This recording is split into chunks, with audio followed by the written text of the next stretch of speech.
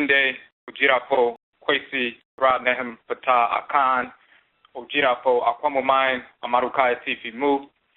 That means, greetings, my name is Ojirapo, Kwesi, Radnehem, Pata, Akan, of the Akwamumain, Amarukai Tifi Mu, the Akwamu Nation in North America. Today is Ojira Da, which is Ojira Day. Ojira means purification.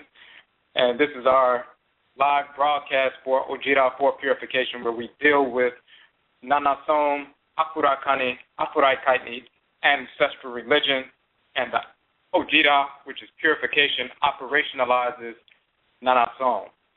So we talk about Amambre, ancestral culture, Nanasom, ancestral religion, as the 2 points that support a triangular apex of structure, which at the apex is Ama Ancestru, or nation building. We opened up the chat, so people in the chat, send me a message right quick just so you can let me know that you can hear me clearly.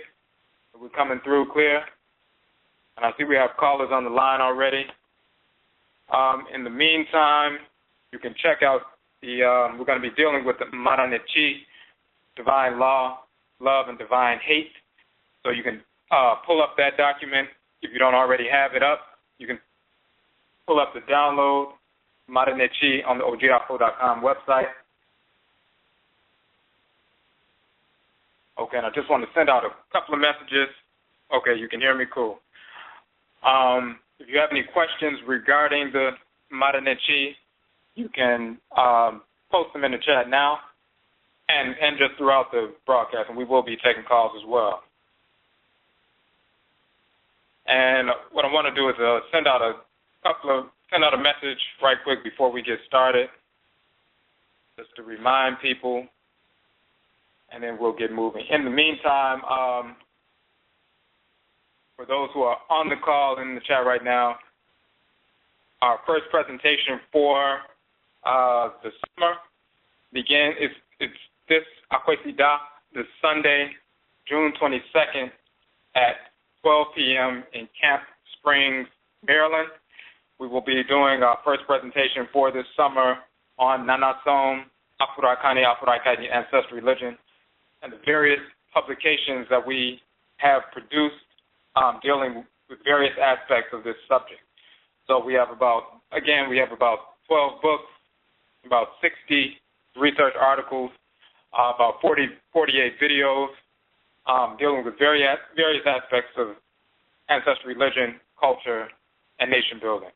So we will be speaking on that specifically with regard to Nanasom, Afurakani, Afuraitkaitnit, or African ancestral religion as it relates to Afurakani, Afuraitkaitnit people in America, our own expression of ancestral religion, which we have inherited through our blood circles throughout the Musuo Kesie, the great perversity, the enslavement period, our traditions that we have preserved that are within our blood circles for us to retrieve.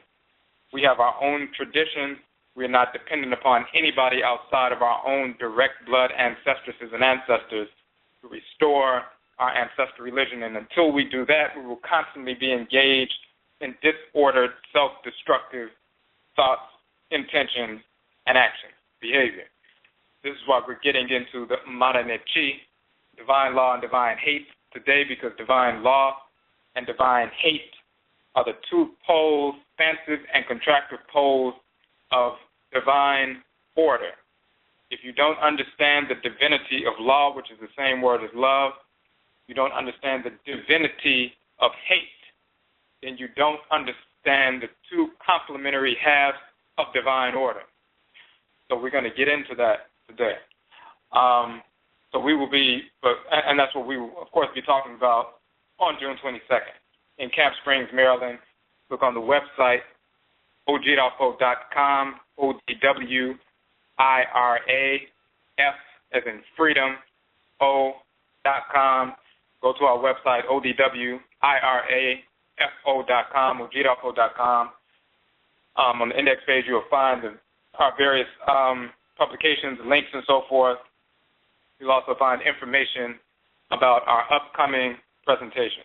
We have this show every Abinada Tuesday, the ODWIRA broadcast, and then on Awukuda or Akuada Wednesdays, we have the Egua Marketplace broadcast where we highlight individuals and organizations in the Afurakani, Afuraitkaitnit, or African community, the Afurakani, Afuraitkaitnit community, where their businesses, organizations, products, and services are benefiting the Afurakani, Afuraitkaitnit community, and they also share authentic Afurakani, Afuraitkaitnit value.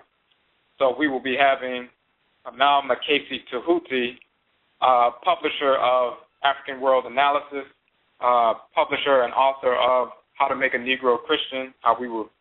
The text goes into detail about how Christianity was forced on us during the end of the enslavement period and afterwards, and how they indoctrinated us with that foolishness, and just a number of different things. He also has a show, Africa's Reascension, on Blog Talk Radio on Akwesi Dial Sunday nights at 9 p.m. So we will be dialoguing with the brother tomorrow at 9 p.m. Eastern Standard Time.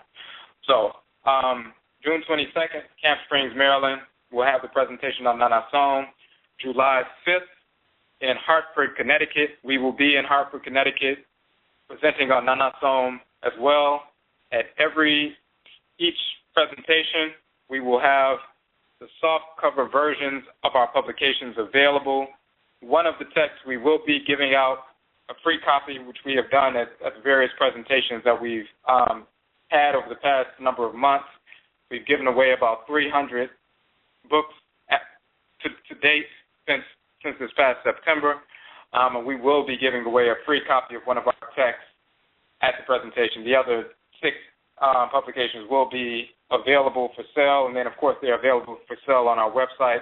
All of the PDF versions of our books, all of the 12 books, as well as the 60-plus research articles, as well as the videos, all of those are free downloads. So you can download the books for free, PDF, but if you wanted the softcover version, we do sell the softcover versions of 7 of the texts so far. We have more forthcoming. So we just wanted to give that information out. We will be in some more locations this summer. Check the website on a daily basis because we will be confirming dates. We have a number of different individuals who have asked us to come to different areas, and we're working on different things. Right now, what is confirmed is Camp Springs, Maryland, this Akwesi Dial this Sunday, and Hartford, Connecticut on July 5th. We were looking at Las Vegas, Nevada.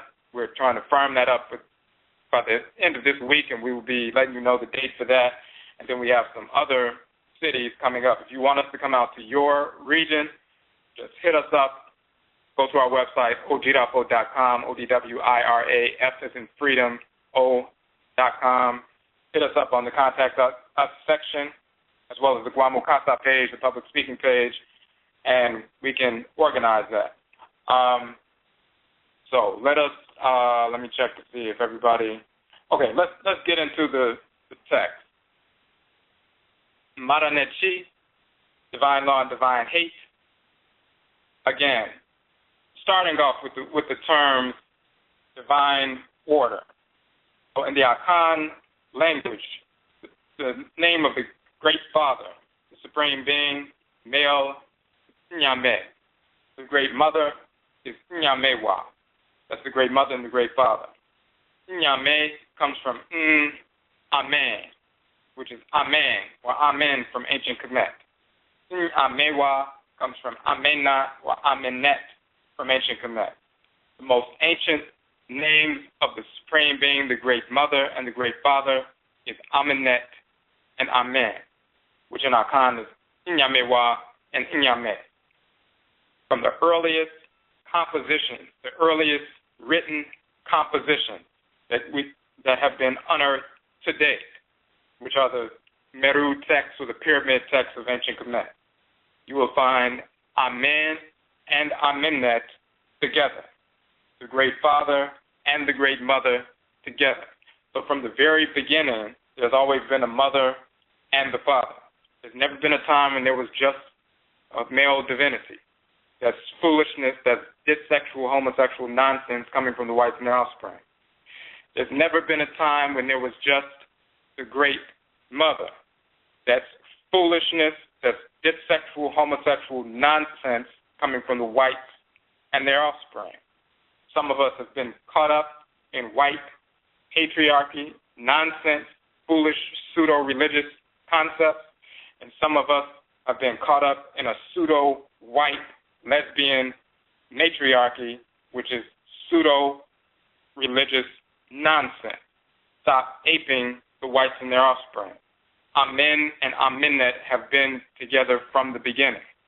Not only can you find a textual reference for that, but you can also find experientially when you attune to Amen, Amenet, Nyame, Nyamewa, or Lisa and Mawu, or Komosu and Chukwu, as they call them in the Igbo tradition, all across the continent of Afuraitkaitnit, and wherever we have migrated around the world, we understand the great mother and the great father are two halves of a whole, complementary opposites, not conflictual opposites, complementary opposites. Nyamewa, Nyame, the great mother and great father, the term for arrangement or order in the Akan language is nsheshe. The verb she means to fix, to arrange, to order. The noun nsheshe means that which is arranged, ordered, fixed. That's order. Nyamewa, Nyame, nsheshe is the great mother and the great father's nsheshe, or arrangement, or order. It's the divine order. The term nsheshe, meaning order or plan or arrangement, comes from seshe in ancient Kamit, which means plan, order, or arrangement. It is the same term from ancient Kamit and Kanit, which is a term from ancient Nubia, carried over by our Akan ancestresses and ancestors who migrated from the ancient Kanat or the Kanit land, which is a title for Nubia, migrated west after the fall of ancient Kemet, reestablished civilization in the ancient empire of Kanat and named it Kanat, just like Kanat meaning Nubia or the Kanit land, Nubia. We migrated west and reestablished ancient Kanat, the empire of Kanat, which became known as the empire of Ghana or Ghana. After Muslim invasions, we migrated from that region down towards the savannah and into the forest belt region and reestablished once again Akana civilization or Akan civilization. And some of us were taken from that region, which is today's Ghana and Ivory Coast. And during the Musuo Ketsi, the great perversity enslavement era, we were taken into North Central South America and the Caribbean and Europe. And there are, just like there are millions of Akan people on the continent, about 20 million total, one of the largest groups. You have millions who are in North Central South America, the Caribbean, and Europe as a result of the Musuo Ketsi, the great perversity enslavement era. So we still have the culture that we carried within our Kra Nemoja, our soul and blood. So it manifests, for example, in North America as hoodoo and various other forms. That's how we preserve the tradition. Other groups also preserve their traditions in North America as well. Yoruba people preserve their tradition under the form of juju, as it's called commonly in North America. People who are Fon and Eve retain their traditions under the form of voodoo or New Orleans voodoo, but voodoo across the southern United States, southeastern United States. Of course, the Congo-speaking people, Kikongo, Bakongo people, people from Angola, central parts of Afuraitkaitnit, retain their traditions, as well as the Igbo in the Gullah Geechee tradition. So we maintained our culture, many of us even language as well, but specifically culture, communication with the ancestresses and ancestors of our blood circles, communication, possession with the deities, the forces of nature, spirit possession, communication, learning medicine from the earth mother, from the deities that operate through nature, spirit possession and so forth, divination. We retained all of that within our blood circles. The same as people in the Caribbean, our people in South America. In North America, we did the same thing. So the language is consistent from ancient Kanat, ancient Kanit, Nubia, across the West Afuraitkaitnit, Central, and into the Western Hemisphere.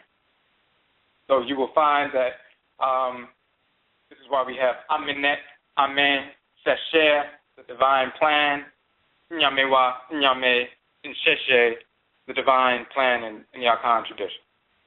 Divine order is comprised of two poles, an expansive pole and a contractive pole. Expansion and contraction is like breathing. The expansive pole of order is divine law.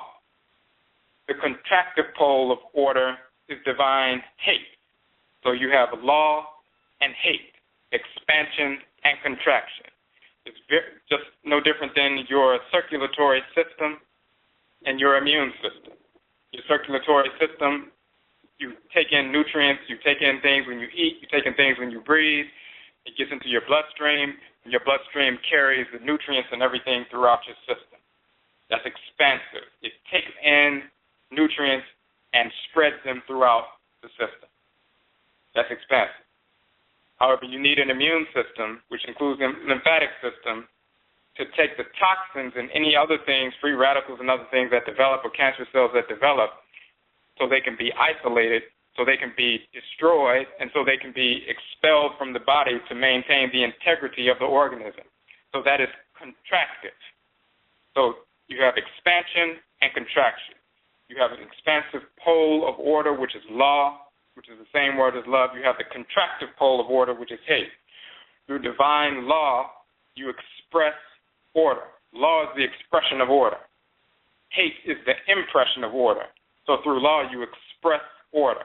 As we use the example, if you want to put something in alphabetical order, what are the laws that govern alphabetical order? The laws are the expression of the order you are trying to achieve. So if somebody had some letters and they said, put these in alphabetical order, there's a specific order. So how do you get to that order? You learn the laws that express that order. B comes after A, C comes after B, E comes after C, and so forth. So when you understand those laws, you can put those letters in order. The laws express the order. So law is the expression of order. Hate is the impression of order.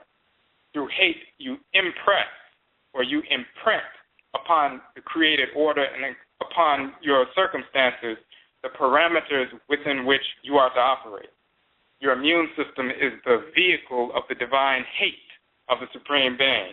It imprints or impresses upon your system the parameters within which your system must operate.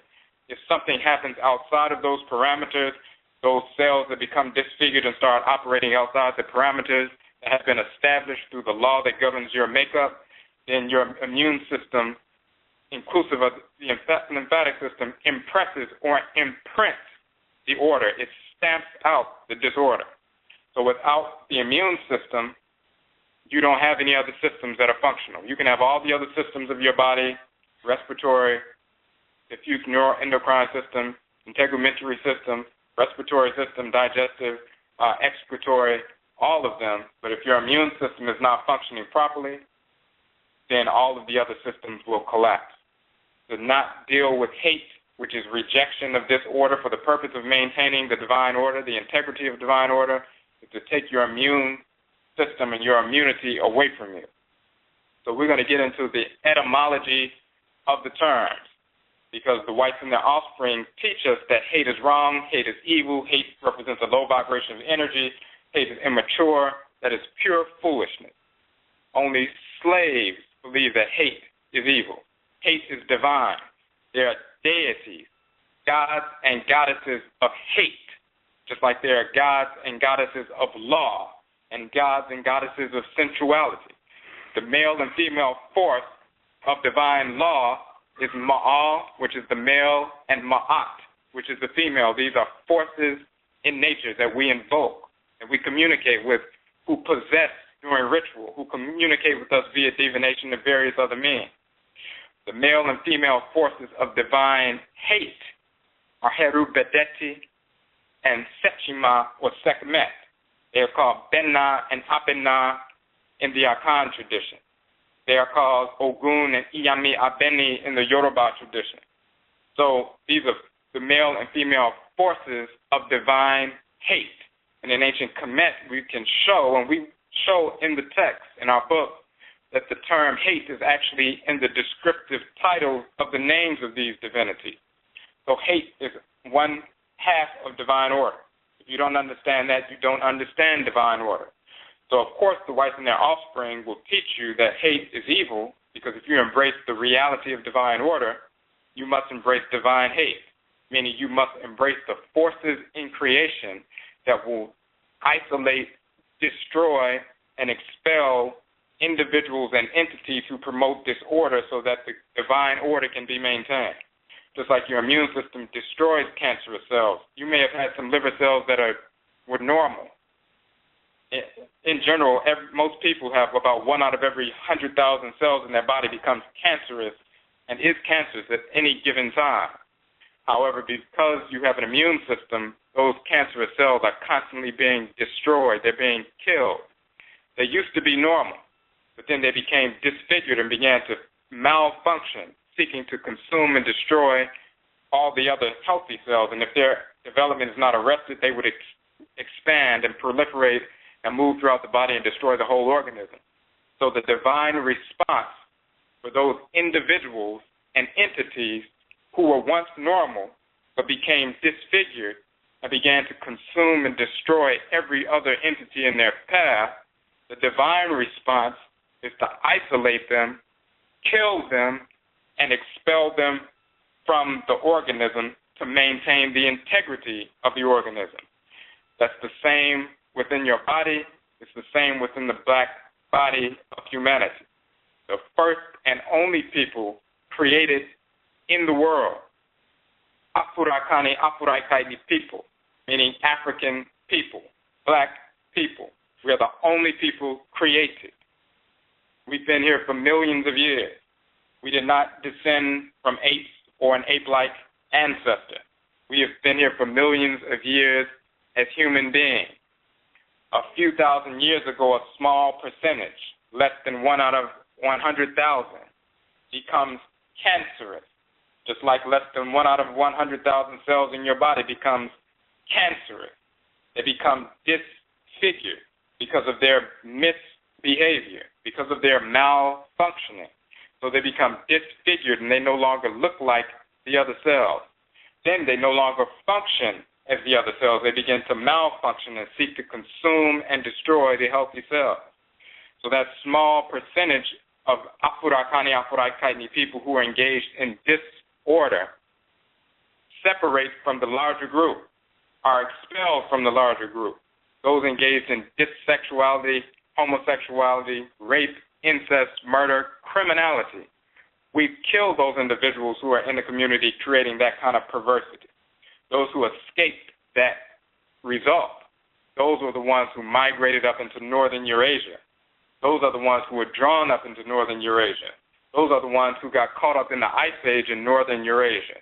And after a few thousand years, when the ice began to melt, they began to return to southern Europe and then into North Afuraitkaitnit. They had lost their pigmentation at that point. Now, it wasn't only the diet and the climate that caused that. 1 out of every about 10,000 babies born in the black community is born albino, meaning they have 2 black parents. The child has white skin, blonde hair, light eyes. Externally, they're melanin recessive. They don't have any melanin. So they're pale, they can't deal with the sun, they spend too much time in the sun, they develop skin melanoma, skin cancer very easily. That can happen within 1 generation. People who have the autoimmune disease referred to as vitiligo, they can start losing their pigmentation. That can happen within a few years. So somebody can be chocolate brown and have white spots that develop all over their body and spread, and they lose their pigmentation. That's an autoimmune disease. Those kinds of things happen to people who are isolated in northern Eurasia. Not only the autoimmune disease, triggered by a change in climate, triggered by a change in diet, triggered by a lack of sunlight, lack of vitamin D, all these various things, but then also their behavior. Incest greatly increases the incidence of albinism. Those who engage in incest, the birth rate or the incidence of albinism can go from 1 out of every 10,000 births being an albino to 1 out of every 100 births being an albino. So the incidence of albinism increases rapidly when people engage in incest, which is perverse. And then when those individuals also engage in incest, well, you have albinos engaging in incestual relationships and reproducing children. Now it's no longer that they only have the external melanin deficiency. Now the internal stores of melanin also become deficient and depleted and degenerate. And now you have an entity that's internally and externally melanin deficient. Now you have an individual who has never existed on Earth before, internally and externally. But it starts out spiritually with spiritual perversity, engaging in disorder. When you engage in disorder, you repel your Kra, your soul, your divine consciousness, your Okrawa, which we call in Akan. It's called Ka and Kayet and Kamit, the Okra and Okrawa in Akan. When you engage in perverse behavior, you repel that force in nature that dwells within your head region, that divinity. If you continue to engage in that, that force will totally disconnect. Now you're a spirit without a divine anchor, without a soul, without a divine consciousness. Those who engage in rape, incest, dissexuality, perversity, they repel their Kra, their Okrawa, their Ka, their Kayet, their Ori Inu, their Se, Lido. And now you have spirits without souls. And once that Ka leaves, then the melanin left right behind it. The spiritual degeneration precipitated the physical degeneration. So we go on that to show that there's a difference between non-Afurakani, non-Afuraitkaitnit people, non-African individuals, and our people. That means white Europeans, white Americans, white Latinos, white Latinas, white Hispanics, white Hindus, white Arabs, white pseudo-Native Americans who are just Asians who migrated, white Asians. These individuals are all non-Afurakani, non-Afuraitkaitnit people. They are spirits of disorder. That is how they incarnate. All of them who exist, all of them who have ever existed, all of them who ever will exist until they become extinct, until we make them extinct. They will never have a Ka or Kayet. They will always be spirits of disorder, just like a cancerous cell, once it becomes cancerous, is not returning to be a normal cell. So the divine response is extermination. Divine response. So let's deal with, so we get into that true story so we can show the difference between us. But let's get into the origins of the term. So you have the term divine law. We talked about Maa and Maat, the expansive and contractive aspects of the law function. So law itself is expansive. Hate is contractive. So the expansive pole of order is law, the same word as love. The contractive pole is hate. Within the expansive pole, of course, you have the male and female aspects of that pole, which is Maa and Maat. People have heard of Maat, the divine force in nature, that force of law and balance. Her brother is the divinity called Maa, divine force of law and balance on the male side. So we have to deal with both. We don't just read a few texts and start talking about Ma'at and put her on T-shirts and then that's it. The way we learn about these Abosom, these divinities, these forces in nature, is to invoke them and communicate directly with them. They have shrines within our bodies that they resonate with. The reason they can possess during ritual song, ritual dance, libation, shrine work, and so forth is because they have shrines within our bodies. Our organs and organ systems are the shrines of the divinities within our bodies. They have a center of resonance within us. So we can connect with them. We can contact them. They can connect with us. They can possess us. They can communicate with us. They can show themselves to us, and we can see them, and they can see us. Males, children, females, males, and so forth. So the way you learn about Maa and Maat is to invoke Maa and Maat. The way you learn about Heru Behdety, you learn about Sekhmet is to invoke them through your ancestral tradition. So Maa and Maat is law. Now, if you look at the term, even if you look at the term in English, law and then the term love, the consonantal structure, LV and LW, love and law. Now, if you look at the origin of the script itself, the whites and their offspring never created a script. They learned the phonetic script directly from our people, specifically from the people in Canaan, which is later called Canaan, later called Phoenicia. They call it the Phoenician script and so forth. They learned that script from our people who are living in that region. And they've been using, so the Roman script, Latin, Sanskrit, all these different scripts that the whites and their offspring use are just corruptions of the script that they learned from us. We had that script in ancient Kamit. We brought the scripts up, the more detailed, more complex Netertu, hieroglyphic characters, as well as the shorthand, hieratic, and even shorthand demotic scripts, and we carried those with us wherever we migrated. People in Canaan, or so-called Canaan, Phoenicia, carried the scripts up from Afuraitkaitnit with them into the region that would later be known as Palestine and so forth. We were, of course, in that area, migrating from Afuraitkaitnit first. Now, the whites and their offspring learned that script from us. So when they're using all the letters of the so-called English alphabet, Latin alphabet, Arabic, Syriac, all of them, they come directly from a script, little corruptions of our script. So when you look at LV and LW, the V came first. A few hundred years later, the V evolved into the U.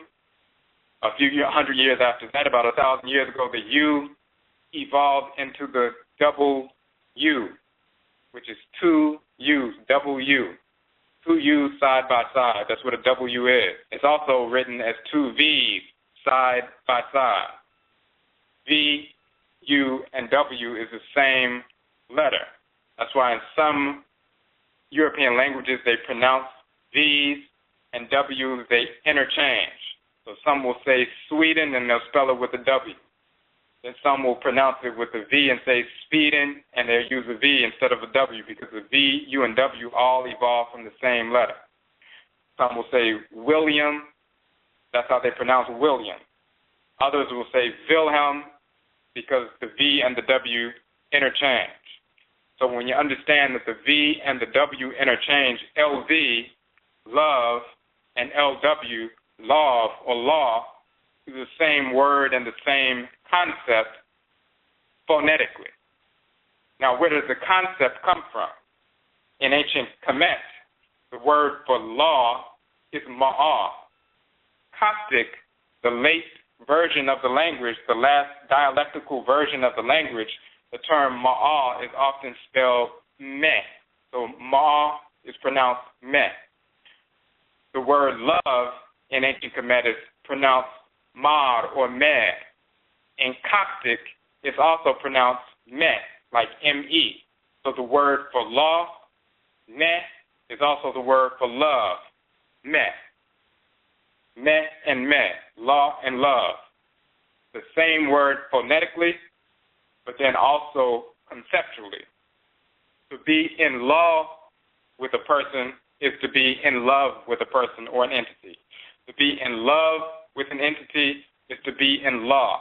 That means you're in harmony with divine order with respect to your interaction with that individual or entity.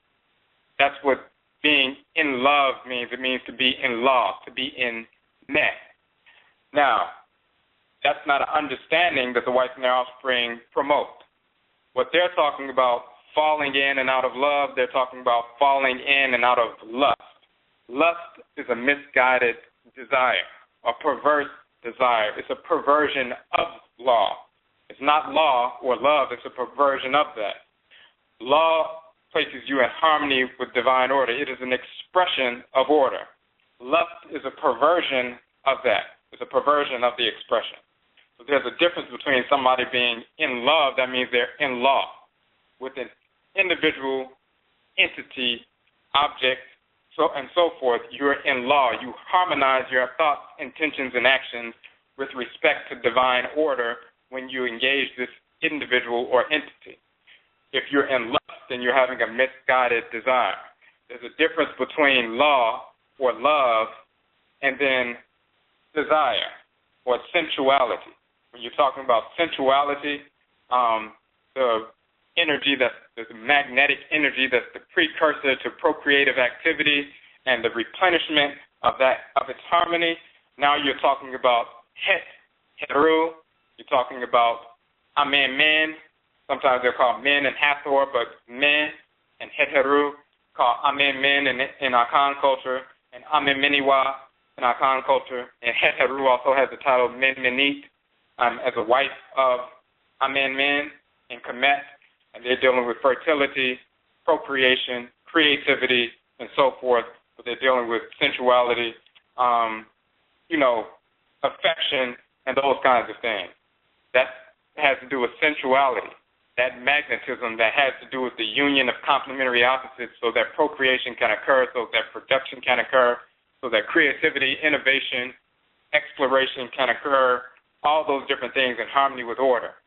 That's different than law. The whites and their offspring like to associate sensuality with divine law, quote-unquote love, and then they corrupt that into lust and then turn everything into a perverse enterprise. When you're talking about Maa and Maat, you're talking about the Abosom, the male and female forces of law and love, which is the same concept. Maa, or me in Coptic, love and law. Now, when you deal with the term hate, there are male and female divinities of hate. The whites and their offspring teach that hate is evil. Hate is destructive. Hate represents a low vibration of energy. And then brainwash Negroes to embrace pseudo-religion, pseudo-spirituality, pseudo-New Age spirituality, and weave that nonsense into the Yoruba tradition, or weave that nonsense into the Akan tradition, or weave that nonsense into the Sangoma tradition, or weave that nonsense into Vodou, weave that nonsense into ancient Kamit. They're just repeating the perversity of the spirits of disorder who are totally out of harmony with divine law and divine hate. They're teaching foolishness. Now, hate is divine.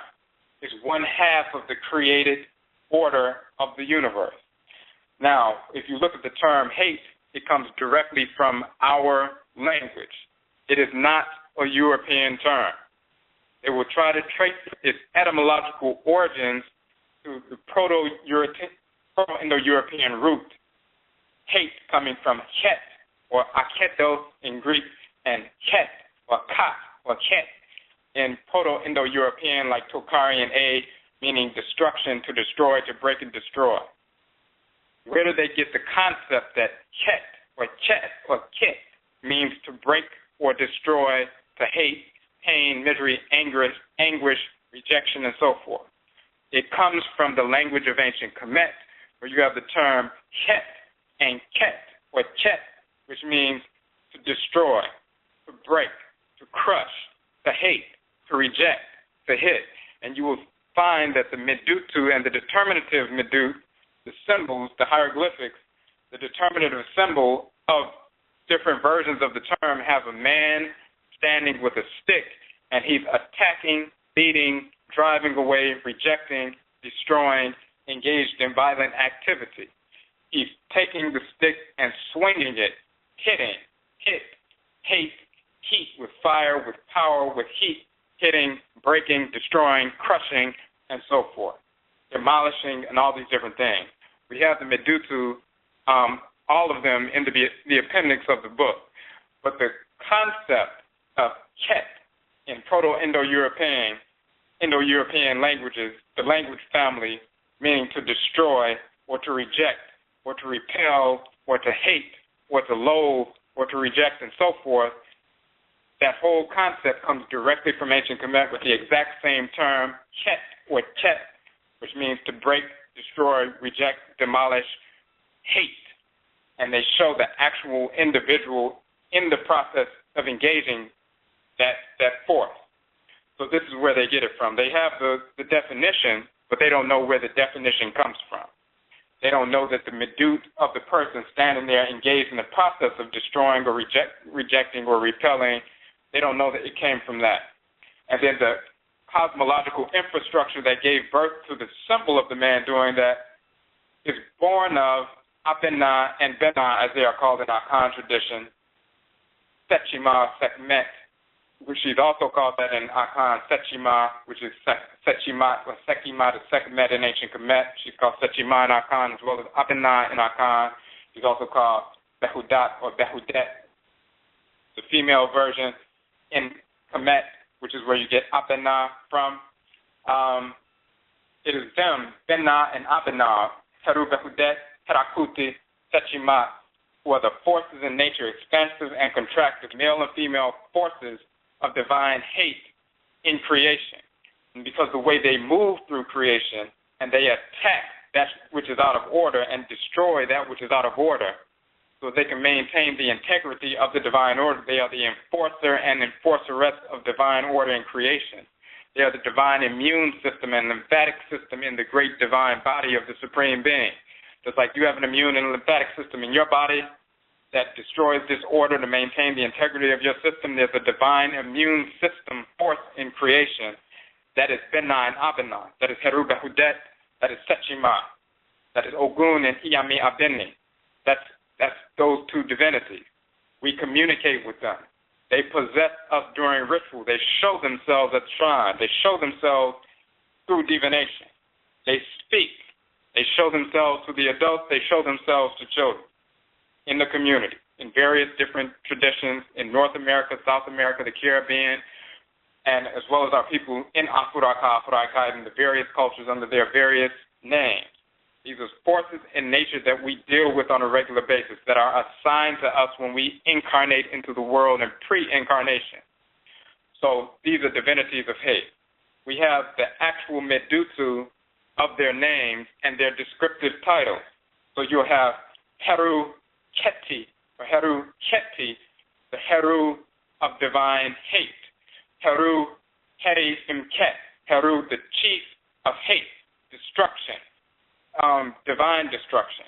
You have Hui, Het, Ntrwt, the hater or the punisheress of the Ntrwt. That is a title of Maa, a title of Sekhmet.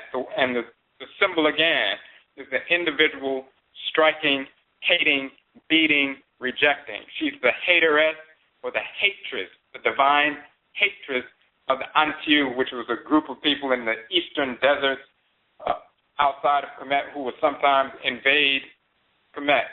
So Sekhmet will be as a lioness divinity, just like the lioness is guarding the perimeters of the nation, guarding the savanna, the grasslands. She's seen as a lioness divinity. She has the same force. That's her animal totem. That's her Achinebor, the lioness. And she's shown with the head of a lioness or sometimes just as a lioness herself. And just like the lionesses patrol and hunt and attack the enemy, they would show Maa as the divine hatress and the divine huntress of the Ntrwt, the ones who, the individuals called Ntrwt who would invade from the eastern desert. And her name is Het, or Huit, sometimes Huyt, Huit, or sometimes Hit, Het, or Het, the hate of the Ntrwt, the hater or hatress of the Ntrwt. This is part of her name. One of the titles of the winged sun disk, which is the form Heru Behdety very often takes, is Heti, which is rooted in hate, the destroyer of disorder. So we have all of the various Netertu that deal with that, the hieroglyphic symbols, words, and so forth. Now the term Het or Chet or Het can be found in Chet or Chi in Akan, and Chi means to hate. It means to abhor. It means to loathe. It means to abominate. So when you hate something, you say Chi, to hate. So one of the terms for, or the major term for taboo in our Akan culture is Etchi De or Etchiwadie, two different versions of the same term. Chi means to hate. Adie means things, objects, deeds, entities. So Achide means things, objects, deeds, or entity, adie, that are chi, that are hated. Atide or Achiwadye are divine restrictions. It's translated as taboos in English. Atide or Achiwadye are divinely proscribed behaviors, individuals, entities, and so forth. These are things, objects, deeds, or entities that the Abosom hate, meaning chi. Nyame wa nyame chi, or the Supreme Beings hate. The Supreme Being hates, for example, child molestation. That's echiwadye, that's taboo, it's divinely hated. They will empower the people to kill the child molester because they hate child molestation. They hate murder. They hate rape. Murder is unjustified killing. There's killing that is justified, and then there's unjustified killing. Unjustified killing is taboo because it's murder. It's echiwadye. Rape is echiwadye. There are certain foods that can, if you eat the foods, they are poisonous to you and you will die. Echiwadye, or taboo to you, is divinely restricted. It's divinely prohibited. So echiwadye is something that's divinely hated, something that nyame wa nyame, the Supreme Being, hates, something that the Abosom hate. Stealing is echiwadye. It is hated by the Abosom.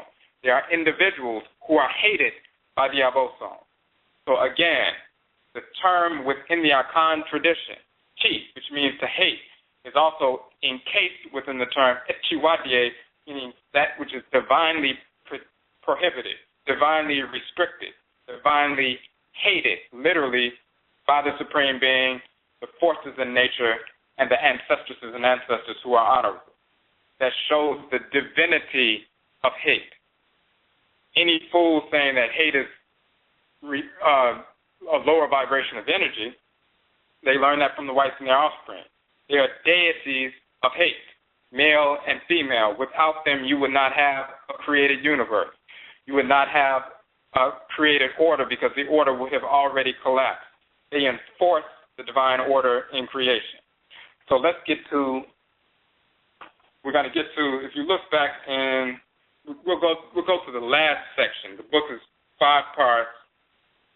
If you look in the last section, and it starts off talking about, we have a quote from Ptah Hetep. It says, the wise one who acts with Ma'at is free of falsehood. Great is Ma'at, it is everlasting. Ma'at has been unchanged since the time of Alsar. And we go into detail about the proper and real Afurakani, Afuraitkaitnit, or African worldview. Now, the worldview, in reality, is the divine order. That's the Afurakani, Afuraitkaitnit worldview. It is Nyame wa Nyame and Sheshe. It is Amenet, Amen, Sesher. It is the divine plan and how everything that is created with a capital C, divinely created, fits into the universe, how we interact with one another. Everything that exists in the universe is not created. The coca plant is a naturally occurring entity in the universe. When the whites and their offspring took the coca plant that has been here for generations, naturally took it through a perverse process and created a product, crack cocaine, that has never existed before in the universe. Now you have something that exists but was not created with a capital C. It wasn't created by divine fiat or by divine sanction. It was something that was made, so it would exist, but it was not created by the Supreme Being. It was not created by the forces in nature. It was not inspired by the Supreme Being. We can create new things under the direction of Neteru and Amen, or Afua and Kofi, Amen. These divinities, these forces of nature that deal with creativity and innovation and new things and so forth. We can be inspired by them. And when we're inspired by those forces, divine forces of innovation and creativity and adventure and so forth, we will create new things that have never existed, but they were inspired by the Supreme Being through the agency of the forces in nature, so they are divinely created entities. Some of our works of art, our music, dance forms, various different things that are inspired by the Abosom, the forces of nature, the Orisha, the Vodou. Those can be properly classified as divinely created entities with a capital C because they were inspired by the Supreme Being through the agency of the forces of nature. But if they're not inspired or directed as such, then it's something that exists, but it was not made. Crack cocaine exists, but it was not created with a capital C. So everything that exists is not that. So there's a difference between, again, divine law, male and female, divine hate, which stamps out things, objects, deeds, and entities that are not divinely created. So let me see if before we go forward, we had a bunch of calls, callers online, and we had some, I had a couple of comments in the chat room. I just want to make sure it wasn't a question. I saw some comments. Okay, so one of the comments is, but since the word hate is so loaded and so warped, won't folks miss this powerful message because they are caught up on the hate term? Some people initially are repulsed by the term hate, and of course that's because of conditioning. Just like some people are repulsed by the term black or Africa or anything else. But we need to teach the reality. The reality is the term hate comes directly from our language, and there are deities of hate. So we're going to teach people to embrace hate, to recognize that hate is divine, to recognize the divinities of hate, to embrace them and function in harmony with them. And people will start teaching hate, divine hate, to their children and everybody connected to them. And they will reverse that perverse misconception. When we're dealing with the Afurakani, Afuraitkaitnit worldview, the proper African worldview, and we were talking about again that it's based on Nyamewa, Nyame, and Sheshir, Aminet, Amin, that share the divine order, the expansive and contractive pole of order, divine law and divine hate, how we fit into the universe, all created entities, Afurakani, Afuraitkaitnit human life, and only Afurakani, Afuraitkaitnit human life because we're the only created human beings that exist and ever will exist, plant life, animal life, and mineral life, how we live in the created universe, how we interact with one another, how we live in harmony with each other as Afuraitkaitnit people, how we have to recognize our enemies and how to move against our enemies, how to embrace law and reject disorder. This is the Afurakani, Afuraitkaitnit worldview. Now, what happens is the whites and their offspring have been trying to infect that worldview, and that world is not just our particular view of the world. It's the world as it actually is. There's a difference between somebody having some subjective worldview and people trying to attempt to say that one person's worldview is no better than the other person's worldview because we all have different perspectives. That's pure foolishness. Our worldview is the view of the world that actually exists because we have the capacity to see the world and experience the forces that undergird the creation of the world. No other group of people have that capacity to align with and fuse with our energy, with the energy of the deities that actually undergirds the creation of the world and sustain the world. Therefore, we have a full view, and we can harmonize our thoughts, intentions, and actions with the world in a harmonious fashion. They can't do that. So they don't have a capacity to see the world as it is. They have a truncated view of the world just by nature or ill nature. And then because of their perversity, they even truncate that view even further. So we have an actual view of the world.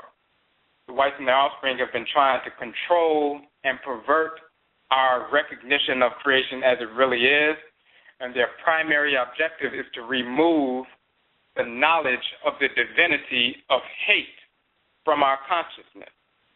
The whites and their offspring first began invading ancient Afuraitkaitnit, and of course we have the book Afuraitkaitnit, The Origin of the Term Africa, showing that Africa does not come from the Europeans, doesn't come from Scipio Africanus and all this other foolishness. We prove conclusively in the language of ancient Kamit, in the Medutu, in the text, to show you where Afuraitkaitnit, Africa, comes from. It's the land of the Creator, land of the Creatress.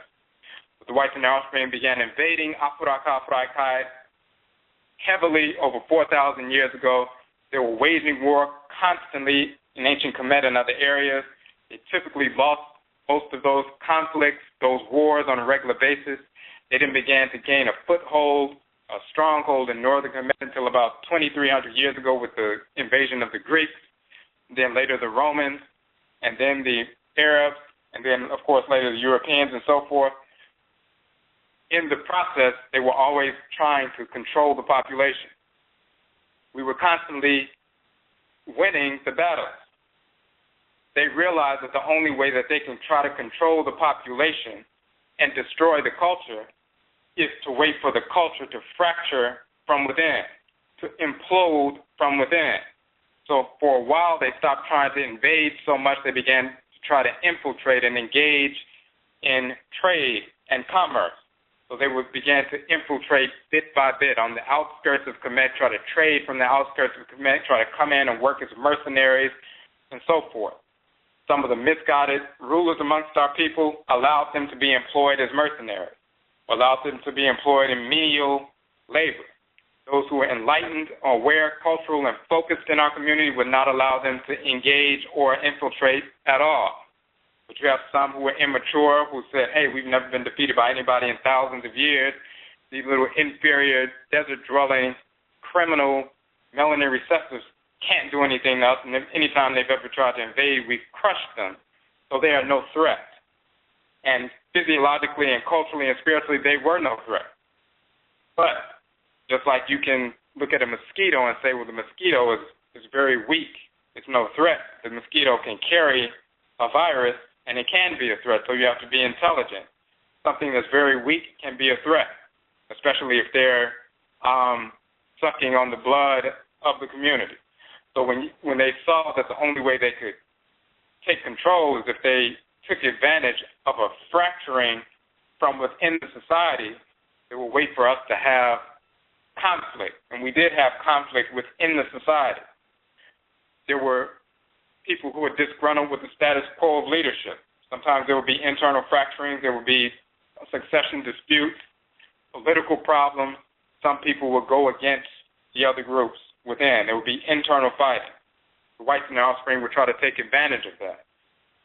These were ways they would try to engage and arm different sides of the conflict, or join one side of the conflict and join the other side of the conflict and see if they could tease out some control and influence in some area.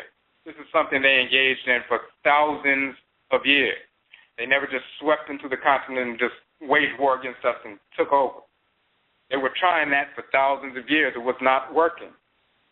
So they had to wait until a time when we were fighting against one another and join one side against the other side and try to get some concessions after the war was over.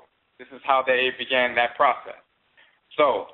But even when they did that, even with the Greeks invading, they didn't come in force, just 100% come in and just give us Greek culture, and we just fell down and took Greek culture. What they did was actually the reverse. They began to infiltrate the culture, and they began to imitate the people of ancient Kamit. They dressed like the people of ancient Kamit. They took on names of the people of ancient Kamit. They started engaging in ritual like the people of ancient Kamit. They started exporting ritual artifacts, ritual practices into Greece and other parts of Europe. They began imitating us. They started building temples with images of themselves looking like the people of ancient Kamit. They did everything they could to imitate us. They didn't bring their culture wholesale. They brought their filthy, perverse selves and began to infiltrate our culture and try to turn it into a filthy, degenerate, and dissexual, homosexual culture, which was there. And that came much later. And by the time that happened, the culture had already degenerated. But they tried to invade the culture. It's absolutely no different than their descendants, these white Greeks, Romans, and later Arabs.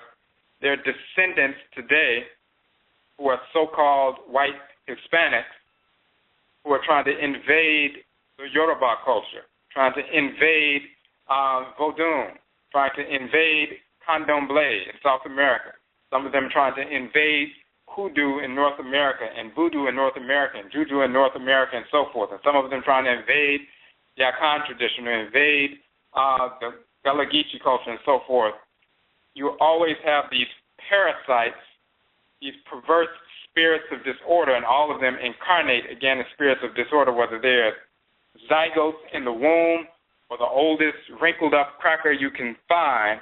They are spirits of disorder before they even get into the womb. And there is no exception. And when you engage your own spirituality and develop yourself ritually and align yourself with your own craft, you can attune to them and you can notice the difference between them and us. You can be at a bank or you can be at a store. You could stand next to somebody who has their little white cracker baby in a stroller. You can feel the perversity emanating from the spirit of that perverse white newborn, the same as you can feel from the adult, because they are a spirit of disorder that is consistently emanating disordered, discordant energy. That's their nature, because they have no cra, they have no anchor in divine order. They are divinely hated. They are cancerous cells in the body of black humanity. So that's a reality. So they always understood that they couldn't just wage war against us militarily.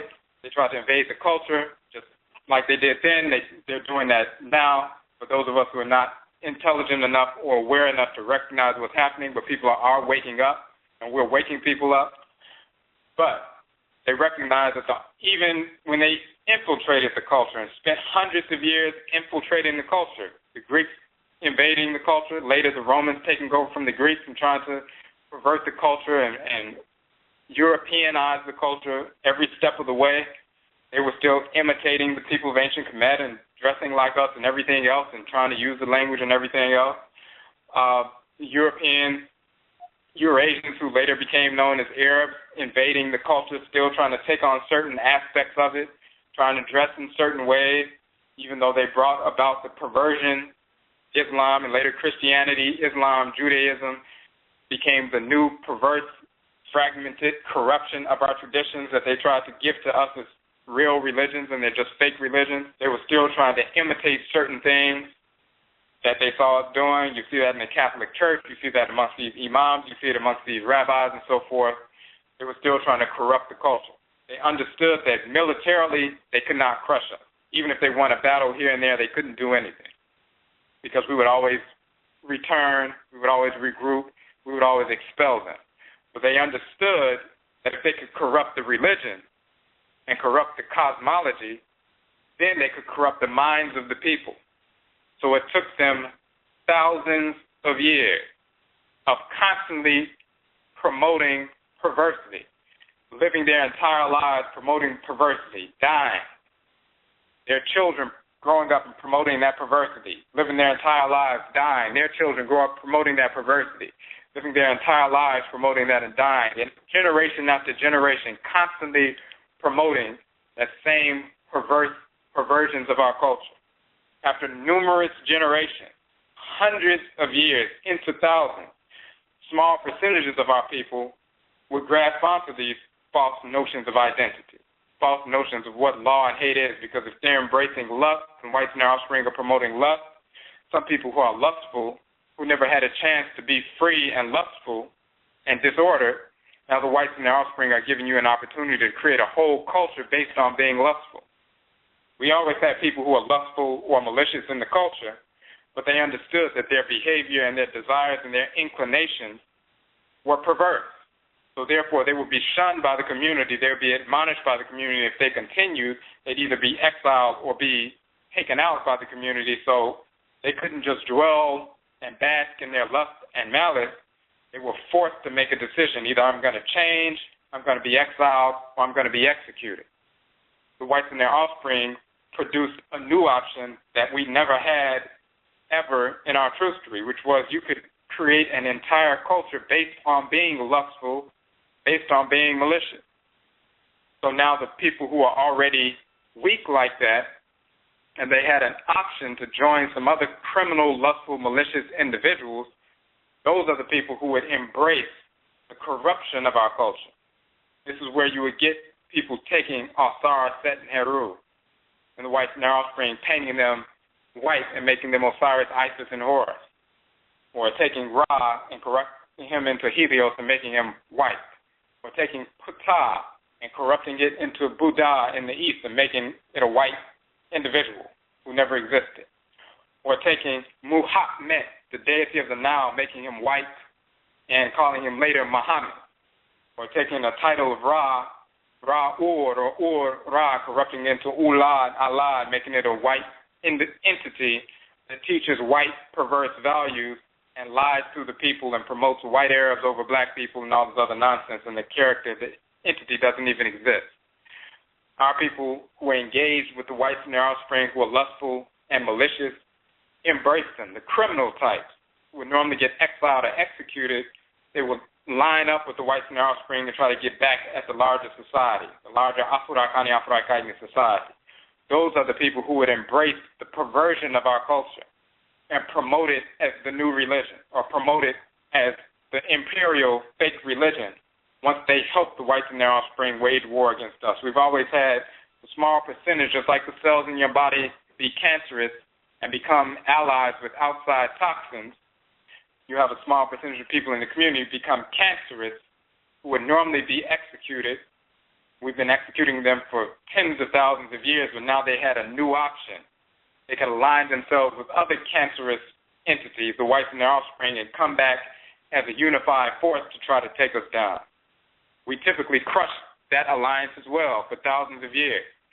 And that's why it took them so long to finally gain a foothold just in northern Kamit. So these are the people who would begin to promote false tradition. But it wasn't enough just the white images of divinities, because most of our people didn't go along with that. But when they began to corrupt the actual culture and cosmology, they started teaching that God is love, foolishness. Hate is evil. Turn the other cheek. All of this nonsense. Love your enemy. All these different variations of the same thing. If you remove hate from any cosmology, from the reality, you've just taken one half of creation out the picture. You've also taken your immunity out the picture.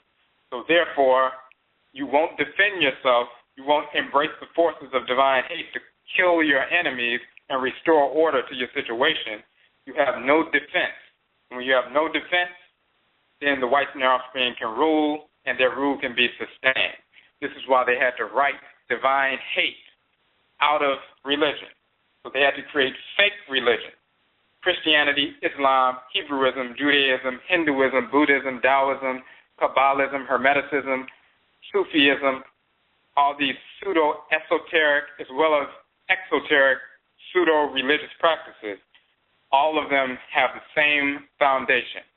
First, remove the deities, the gods and goddesses, the black gods and goddesses from the consciousness of the people. Say that the deities don't exist. Or if you do, like in Hinduism, then you're going to make them white. But that's in the East. In the West, you're going to say they don't exist. And then you're going to corrupt the philosophy. The primary mode of corruption is to remove the consciousness of the deities of hate. And if we don't fuse ourselves and embrace the forces of divine, the enforcers of divine order, enforceresses of divine order, then we will not be empowered and inclined to kill our enemies. And therefore they can maintain their rule. So that's the key to all of that. Okay, so somebody else had a question. Okay, so you said who are some of the other Abosom of Chi, of divine hate? So you have different ones. Like, for example, another Abosom that deals with that force is Ntorou, also called Ntorou. And he's the force in nature. He deals with protection, defense, operating through the adrenal glands, that fiery energy, that shot of adrenaline that you have. That's the physical seat of the spiritual force, divinity, Ntorou or Ntorou, that's operating within your system. And then you have other female divinities. You have Mut, she's a great mother, but she can also be a warrioress. You have Bastet, she can be cool and receptive, but she can also be a warrioress. You have Menhit, which is a lioness divinity. You have Mehen and Mehenet. You have a number of different divinities who deal with this fiery contractive energy. All right, so let me make sure we don't have any. If anybody has a question, that was in the chat room, but if anybody has a question on the phone, just hit number 1 to raise your hand, and then we can give you a call. We can call on you. So what I want to do is I want to show some of the specifics as far as duality that you find in the text. I want to go through some of those, and that will be that would be going back to part 5. If you have the modern sheet text out, you'll be going back to part 5. And we just want to touch on those really quickly. They're detailed in the book, but we just want to touch on them so you can have an understanding. Okay.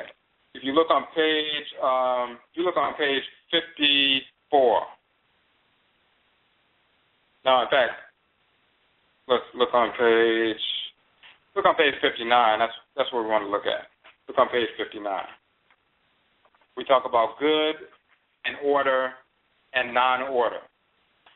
And then when you get to page 63, we look at the false complements, and then we look at the proper complement. Talking about disorder is the perversion of order, evil is the perversion of good, wrong is the perversion of right, and so forth. So let's look at those. People will tell you, again, that hate is, low vibration of energy. Love, you fall in and out of love. What the whites and their offspring are talking about is the perversion of love is lust. That's a misguided desire. That's what they engage in. You can fall in and out of lust, but you can't fall in and out of love or law, because law and love is the same word, is the same concept. And when you know what love is or law is, you're talking about Maa and Maat, two divinities. You don't fall in a deity, you don't fall out of a deity. You don't fall in and out of Maa and Maat. These are divinities. When they talk about hate, and they say hate is wrong and so forth, and hate is negative, what they're talking about is malice, an evil intent to pervert and destroy.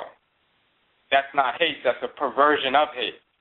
Hate is defined as the divine rejection of disorder for the purpose of maintaining the integrity of the divine order.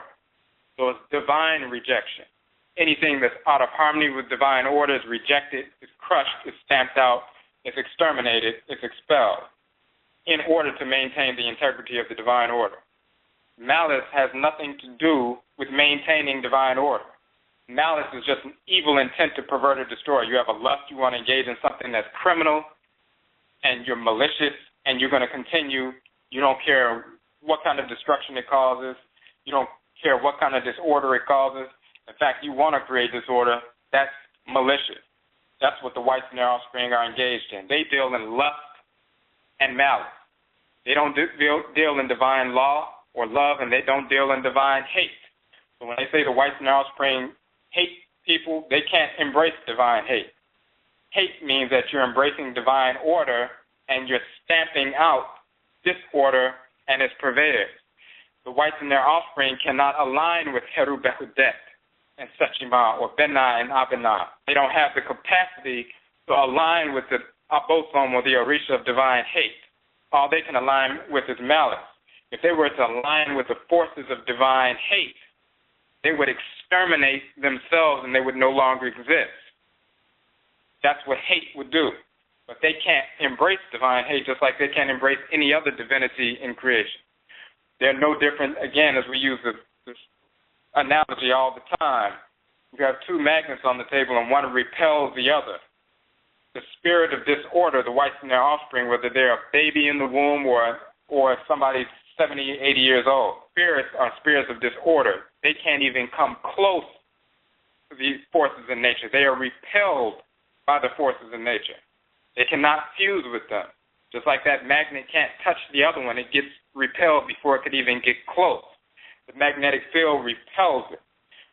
Afurakani, Afuraitkaitnit people, we have a Kra, we have an Okrawa, we have a Ka, a Kayat, a soul, a divine consciousness. We have a divinity that dwells in our head region that always pulls us in harmony with divine order. Because we have that within us, the Ka and the Kayat, and because we have a divine life spirit that animates us, a Ba, male, and Bayat, female, the magnetic field, spiritually and physically, that emanates from us is not in harmony with the whites and their offspring. They are repulsive to us. We repel them without speaking. It has nothing to do with their behavior. It has to do with their nature. If they didn't open their mouth, if they didn't even look at us, their spirits are repulsive. Their bodies are repulsive. Even if you have your eyes closed and you're a little bit in tune, you can feel the discordant energy emanating from them. They are repulsive. That's divine hate. Just like that magnet pushing the other one across the table. That's a natural repulsion. And it will never revert. It's always going to be until they become extinct. So they can't fuse with Amen and Amenet, of course. They can't fuse with Maa and Maat. They can't fuse with Heru Behdety and Sekhmet. They can't fuse with any divinity at all. So they cannot harmonize with divine hate. If they did, they would be destroyed. If they tried to fuse with that repulsion, they would explode. They would be destroyed. They're pushed back from divine hate. So all they can deal with is malice. They can't embrace hate and they can't embrace love. Those are divine things. Only Afurakani, Afuraitkaitnit people can deal with that. So, okay, hold on one second. Somebody said, okay, so the brother, okay, you published it. Somebody was asking about what book has it. So it's MMARA Nechi, Divine Law, Love, and Divine Hate. PDF, you can download that for free. Okay, and the brother posted the link up there. All right. Okay, and I just wanted to check this line right quick. All right, so now we talked about that. Now, when we're talking about divine order, we use the example in the book. If you have some clay, it's unordered. It's not yet formed. And then you take the clay and you form it into pottery, into pots. It went from an unformed state to a formed state. It went from just clay, unformed clay, and now the clay is formed into pots. Now, it went from unformed to formed, uncreated to created. Now, if someone comes along and takes a hammer and destroys the pots that you just created and breaks them up into potsherds that are all over the floor, that's a perversion of that which was created. In the unformed state, the clay is in a state of non-order. Then you ordered it into pots. It went from non-order to order. That's the balance. The balance of order is non-order. The balance of that which is formed is that which is unformed. The unformed clay and the formed clay into pots, that's the balance. The state of non-order of the clay to order, that's the balance. If somebody came up to the ordered pots with a hammer and beat them up and broke them up and destroyed them and shattered them, that is disorder. That is a perversion of the order. It is not the balance of order. The whites and their offspring will try to trick people into believing that disorder is the opposite of order. Disorder is evil. So the opposite of evil, meaning disorder, they would say is good, and they'll say good and evil are two halves of a whole. What is good and what is ordered is the same concept. So order and good is the same concept. So again, if you go to the non-ordered state of clay, that's non-order. It's like the black substance of space. Unordered. It's a black thick substance, but it's unordered at the beginning of pre-creation. Then you take that clay and form it into pots. That's like Ra and Ra'at forming portions of that black substance, carving out black spheres that will later become stars and planets. The black substance went from a state of non-order to a state of order, stars, planets, and so forth that revolve around each other in harmony. You went from clay, which was non-ordered, to clay that was ordered into round pots. That order is the same thing as good. That's why in Akan there's a proverb that says, all that Nyamewa created is good. The created universe is good, meaning order. If somebody comes along with the hammer again and breaks up the pot, now that which is ordered, meaning that which is good, has been perverted. The perversion of the order, the broken pot, is not the balance. It's a perversion of the already existing order, the evil. Evil is not the opposite of good, it's the perversion of the good. The opposite of good, meaning the opposite of order, is non-order. Disorder is a perversion of order. The whites and their offspring will teach that good and evil are two halves of a whole. The pseudo-metaphysical fools who embrace the whites and their offspring will say that that's just the balance. There's a continuum of divine, good and evil, and you have to learn the balance between good and evil, and there's no right and there's no wrong, there's balance. That's pure nonsense. It's an ignorance of cosmology. We just showed that non-order and order is the balance. It's the same thing with right and wrong. Right and good and order are all the same concept, and their balance is that which is not yet formed, not yet ordered, not yet made. So when you have wrong or you have evil, you have a corruption of what has already been formed. When you have the whites and their offspring, they are spirits of disorder. They are perversion of the created order, which in the human sphere is Afurakani, Afuraitkaitnit people. Therefore, the opposite of the Afurakani man is the Afuraitkaitnit woman. Opposite of the Afuraitkaitnit woman is the Afurakani man. The opposite of the Afurakani man is not the white man. That is a perversion of a man, but it's not the opposite. The opposite of the Afurakani man is the Afuraitkaitnit woman. The opposite of the Afurakani, Afuraitkaitnit people, meaning the only created people that were ever fashioned in the universe by divine sanction, are the uncreated people, which are the ancestresses and ancestors. You have the melanin-dominant, physically formed people, the black people, and then you have the unformed people, the ancestral spirits who have not yet taken form again. That's the balance between our two communities. White people are a perversion of the created people. Asians are a perversion of the created people. Pseudo-Native Americans, which are just Asians who migrated and invaded this area after we were already here, are just perversions of the created people. They are not the balance of the people.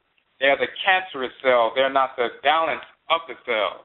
They are disruption or disfigurement of the cell. So in the text, we show the differences between non-order and order being the balance, and then order, good, right, and so forth, all being the same concept, and they're balanced by that which is not yet formed, not yet ordered, not yet created.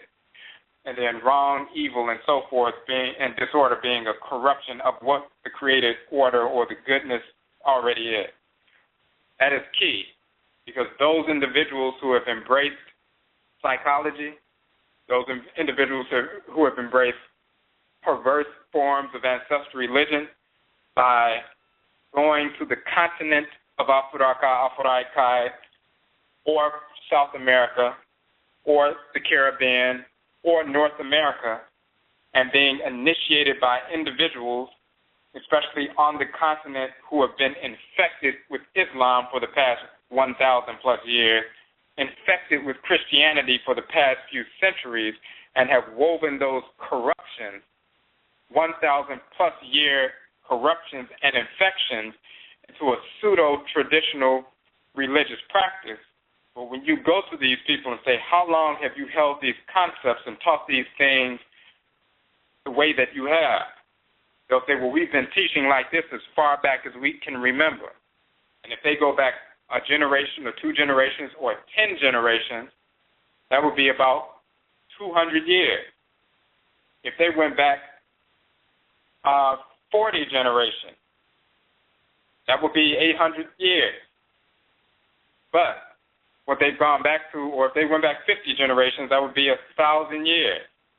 Most people can't give you 50 generations of their lineage, going back to 50 grandparents.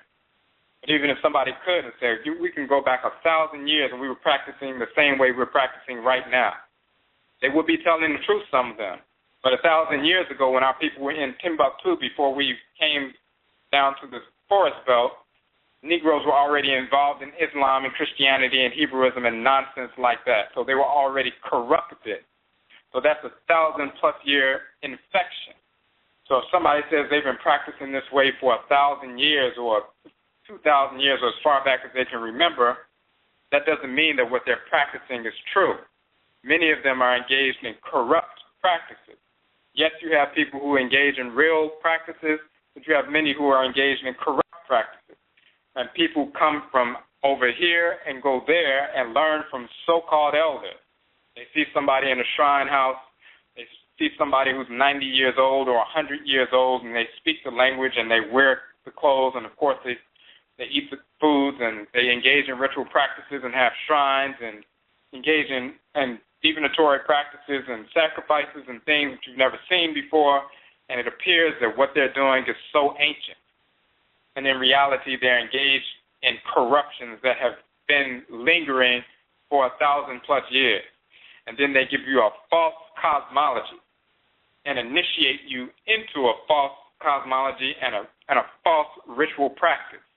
And you come back to America thinking that you've been initiated by some high spiritual elders and elderesses.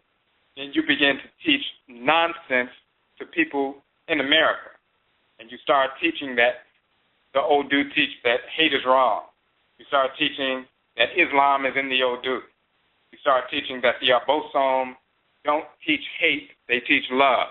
All of this is pure nonsense. It's inaccurate. People have put things in the Odu that don't exist, and they'll lie to you and tell you that that's part of the Odu, and it's not. No real Odu is going to tell any black person to embrace Islam. The Orisha know that Muhammad never existed. They know Bilal never existed. They know Allah is a fictional character.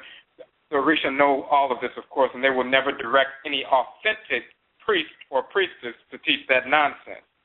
Anybody teaching that nonsense is either, number one, a complete fraud, and they're lying to people and stealing money from people deliberately, or they're just a brainwashed Negro who was trained by somebody who was a fraud or trained by somebody else who was brainwashed.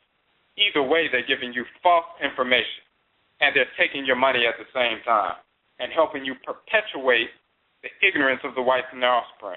The same is true in Vodou, the same is true in the Akan tradition, the same is true in the Igbo tradition, the same is true in Mali amongst the Bamana people and Goromachi people and in Burkina Faso and Fula people, Bakongo people all across the continent. Anybody who has embraced the whites and their offspring on some level and have incorporated those infections, they will pass those infections on. Then that infects the so-called worldview of the people contemporary on the continent now, and then the people who have studied the work of these people or have sat with these people here in America. So then you have people who are PhDs in African studies and PhDs and who are psychologists and some who are psychiatrists and writing books and teaching people and doing lectures and presentations and having workshops and establishing schools and establishing temples and establishing Kemetic temples and meditation sessions and creating Kemetic priesthoods and so forth and what they are teaching. So then when you come to realize that and you challenge them, their response is, well, I went to the continent and therefore I know what I'm talking about because I learned from some brainwashed, infected pseudo-elders who were either deliberately lying to me or because they were so infected, they passed on an infection and they didn't even realize what they were passing on. There are some people who are infected with a disease and they deliberately infect other people. There are other people you can catch a virus from somebody, contract a virus from somebody at work, and then you come home and bring that virus to your family.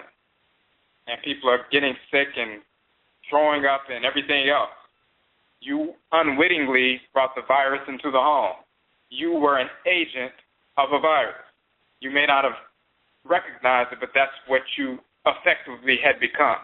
There are many people who are bringing a virus of perverse culture, white Islamic, white Christian, white Jewish, white pseudo-metaphysical, white Greek, homosexual, dissexual culture. They're bringing it into America as agents because they got the virus from Negroes who were infected on the continent and who are still infected on the continent, and they bring it into our culture here.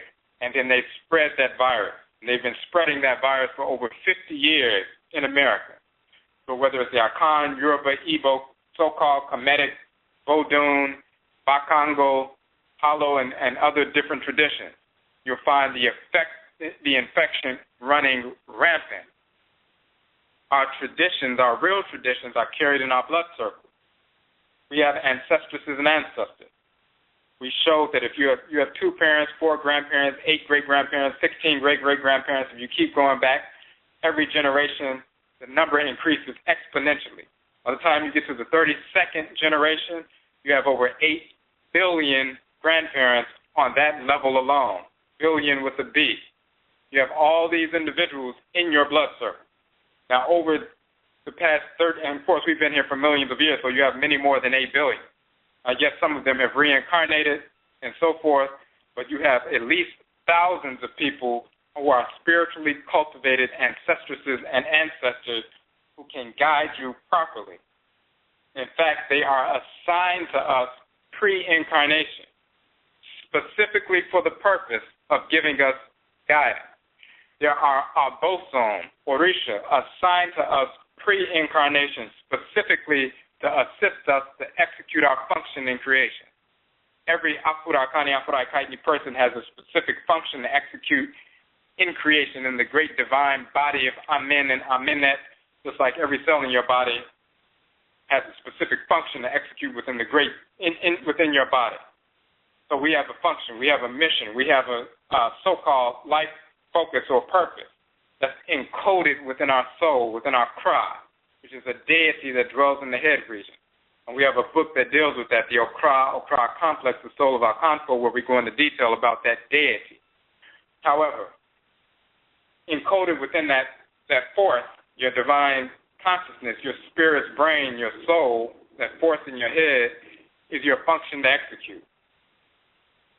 You have Abosom that govern your head, that were assigned to you pre-incarnation. Before you went into the womb, you were assigned these Abosom by the Supreme Being, by Nyame, and then you were sent into the womb. These Abosom, or these Orisha, these Vodou, are born with you into the world. No one can give them to you. They are born with you. Only Nyame or Amenet Amen can give you or assign deities to you, and that's done pre-incarnation. People in the world can only acknowledge the Abosom that you came into the world with, but they can't give you a shrine and there's an Abosom or an Orisha connected to the shrine. Now they just gave you an Orisha. That's totally inaccurate. The only thing they can give you is a shrine. If the Orisha is already connected to you pre-incarnation, and if it's in harmony with order, then the Orisha can take up residence in the shrine. If it's not in harmony with order, they will never take up residence in any shrine if it's not in harmony with order. They don't follow the dictates of human beings. They only follow the dictates of the Supreme Being. So you come into the world with these forces of nature that empower you to execute your specific function. If you're an immune system cell in creation, you'll be naturally inclined to protect the community. If you're a digestive cell in creation or a lymphatic cell in creation, you may be naturally inclined, or an excretory cell in creation, you'll naturally be inclined towards healing and so forth. If you're a reproductive cell in the divine body of the Supreme Being, you'll be naturally inclined towards creativity and things like that, innovation, invention, various kinds of things. You have a specific function and natural inclinations that are reflective of the function that you were given by the Supreme Being and the deities that govern you. Those deities will give you the power to execute your function. You may be governed by fiery divinities, and you will have that fiery temperament, and you'll be fed that fiery kind of energy. Somebody else may be a cool, watery individual because they were assigned cool, watery kinds of divinities. They're more introspective, intuitive, deal with certain kinds of healing, certain kinds of divination, certain kinds of interactions with certain people. Depending on what kind of function you have, you'll be assigned forces in nature that have the energy that assist you to carry out that function and replenish your stores of energy so you can carry out that function. You have ancestresses and ancestors assigned to you by the Supreme Being, honorable ancestresses and ancestors only, that are assigned to you to assist you and give you guidance while you're living in the world and executing your function. They will not live your life for you. They will not do what you need to do yourself, but they will give you the right kind of guidance about how to use that energy you've been given by the Abosom, the Orisha, in a harmonious way based on your genetic makeup. Because we migrated to different areas, because we went through certain experiences, because we've interacted with people in certain ways in certain areas, we've developed a certain kind of clan that's different from somebody else's clan a few hundred miles away or 1,000 miles away. So the way that we pull in the energy of Heru Behdety and Sekhmet may be slightly different than somebody in a different clan that pulls in that energy. We may have a dietary taboo that they don't have based on their trustery, based on their migration patterns, based on how they've settled and how they've operated for thousands of years. But for us, we've operated in different ways, and we have a dietary taboo that they don't have.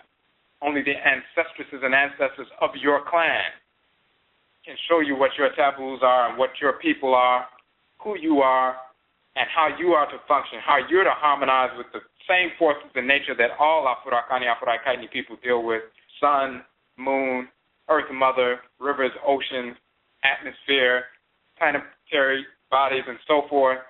We deal with them all, but based on our ancestry, we have a specific means by which we deal with them. And only the ancestresses and ancestors of your clan who are honorable can show you how to harmonize with those forces in nature based on your specific clan structure. They are assigned to you pre-incarnation, before you get into the womb. So you have divinities, Orisha, Abosom, Ntorou, Ntorotu, meaning Neteru, Netertu. You have divinities that are assigned to you, and you have ancestresses and ancestors who are assigned to you pre-incarnation. So when we're born into the world, we have that. And of course, we have a force in our head, our consciousness, our divinity, our direct line to the Supreme Being, our spirit's brain within us that's always pulling us towards divine order. And when you have that, then you have a full tradition that you are born with to access.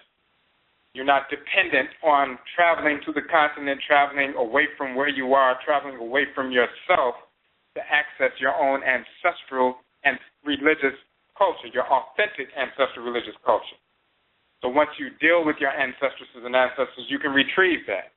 And when you deal with these individuals, dealing with the Abosom that have been with you and your family for millennia, you can attune to what is correct. You can attune to what is not correct.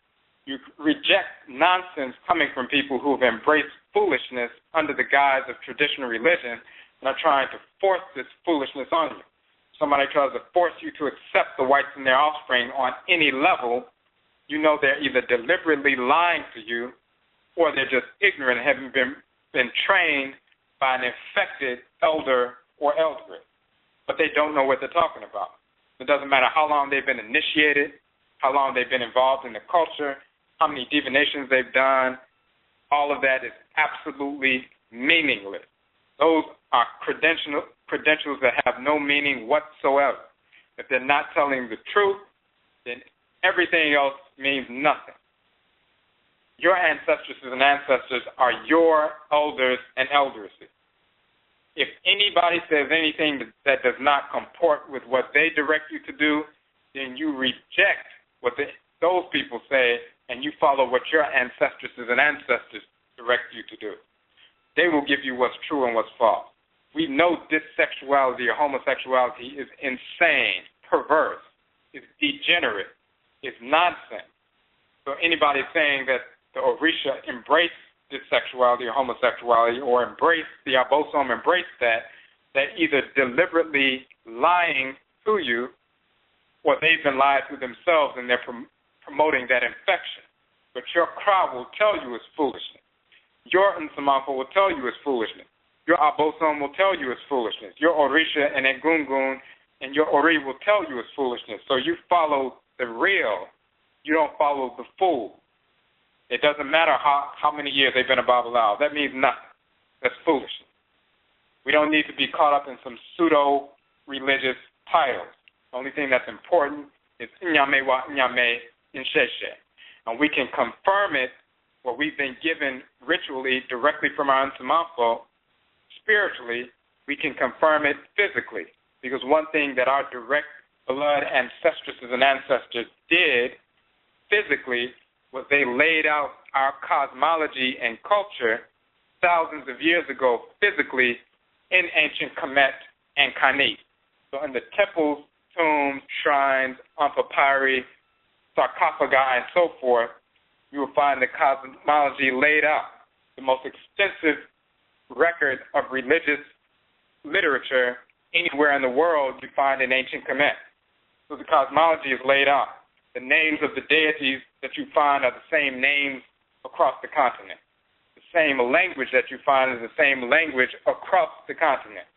The same cosmology you find intact, you will find across the continent. If you look in the language and the culture, you will find it, even if people are practicing a perverse, truncated form of it. If you look in the language and culture and then compare it to what you find in ancient Kamit, you will find the entire cosmology, even though some people are neglecting large portions of it. So you can find out and confirm physically what your ancestresses and ancestors have given you spiritually, because they laid it out physically, carved in stone, painted on papyri, carved in vessels and shrines and artifacts that we can find today. And we can touch them and read them and feel them and study them and copy them and share them with one another. And what you find there, you will find exactly comports with what your Nsamampa, your ancestresses and ancestors, and the Abosom share with you spiritually. And therefore, you have a physical record and a spiritual communication of that physical record. It's a full circle, spiritual and physical. You're given that correct information. Okay, so you said divine, how about call it divine repulsion and rejection? That's a way to explain it, but hate is critical. People need to incorporate the word hate into their consciousness. You need to start, and they will start, and many people are starting to use the word hate and divine hate, gods and goddesses of hate. We need to embrace hate. It has power. It has force. It's a word that comes from our language, our culture. It is a title of Sekhmet. It's a title of Heru Behdety. We're not going to stop using their titles because brainwashed Negroes are too scared to hear it. We're going to make them hear it and make them start to understand it. And for those who are just never will come around, then they won't come around. But there are millions of our people who know down within their Kra, within their spirit and within their soul, that hate is divine. Most of our people hate the whites and their offspring. The only reason they don't express it is because people have told them that it's wrong, so they have to suppress it. So they've been suppressing it all their lives, but deep down inside, they've always wanted to express it. So when we teach divine hate and teach the divinity of hate and teach about the divinities of hate, then the response is always the same. They're relieved because they say, I always knew that was true. I couldn't put my finger on it. I always knew they were lying. I always knew there was nothing wrong with me for hating the whites and their offspring, or hating dissexuality, homosexuality, or hating any kind of perverse activity. But they just couldn't put their finger on it. But now they feel relieved. They're free. They're no longer oppressed and suppressed with misinformation. Okay, so one of the questions is, what are some of the ways to contact our ancestors? So we have an article called Ntrwt, Ancestral Shrine Communication, and you can find that on the website, ojirafo.com. On the index page, once you go through the introduction and everything, you'll find the various links to all of our publications. So Ancestral Shrine Communication is the ritual centerpiece, Nanasom, of Afurakani, Afuraitkaitnit ancestral religion across the board, wherever we exist in the world. the ancestresses and ancestors are the link to the divinities. There are blood links, there are spiritual links. The deities possess our people thousands and thousands and thousands of years ago. When those deities first possessed our people through ritual song, ritual dance, possession got into the bodies of our people, the energy moving through the bodies of our people. Just like we see our people today play songs, play traditional drums, dance or whatever, whether it's on the continent or even in America, ritually, and they get possessed by a force of nature. What happens is, when that first happened, that energy moving through the bodies affected the cells of our people, the cellular structure of our people. It began to resonate. Just like if you walk through radiation, that's going to affect your cells. That'll affect your cells in a negative fashion. People living under power lines and things like that, and their cells become disrupted, cancerous. But the kind of radiation or vibratory frequency of a force in nature possessing the body of one of our ancestors or ancestresses that affected our cells in a positive fashion. The orbit of the electrons around the protons and neutrons of the molecular structure of our people, those cells were stimulated in a positive way. And that included the sperm and ovum cells. So when they had children, those children's bodies resonated at the frequency of the divinity that possessed the person. So it's through the ancestresses and ancestors that the deities came through, and they transmit the energy of the deities to us, their descendants. So ancestral communication is the ritual centerpiece of religious practice. So we have an article dealing with ancestral shrine communication. We also have a related article, and they're all in the same section, called Nsamainkome and the Seven Senses, talking about we have 7 senses, not just 5. And it's through these 7 senses, like you have, of course, sight, but then you have clairvoyance. You can see beyond the physical. People can see spirits walking around. Some people can see that. Some people have clairaudience, but they can hear beyond the physical. They can hear spirits communicating with them or speaking. Some people are so receptive they can hear it all the time, and they don't know how to handle it because this culture has taught them there's something wrong with that. So therefore they think they're crazy, and they go to a therapist and they get medication, or they're sent to a mental institution, and there's nothing wrong with them at all.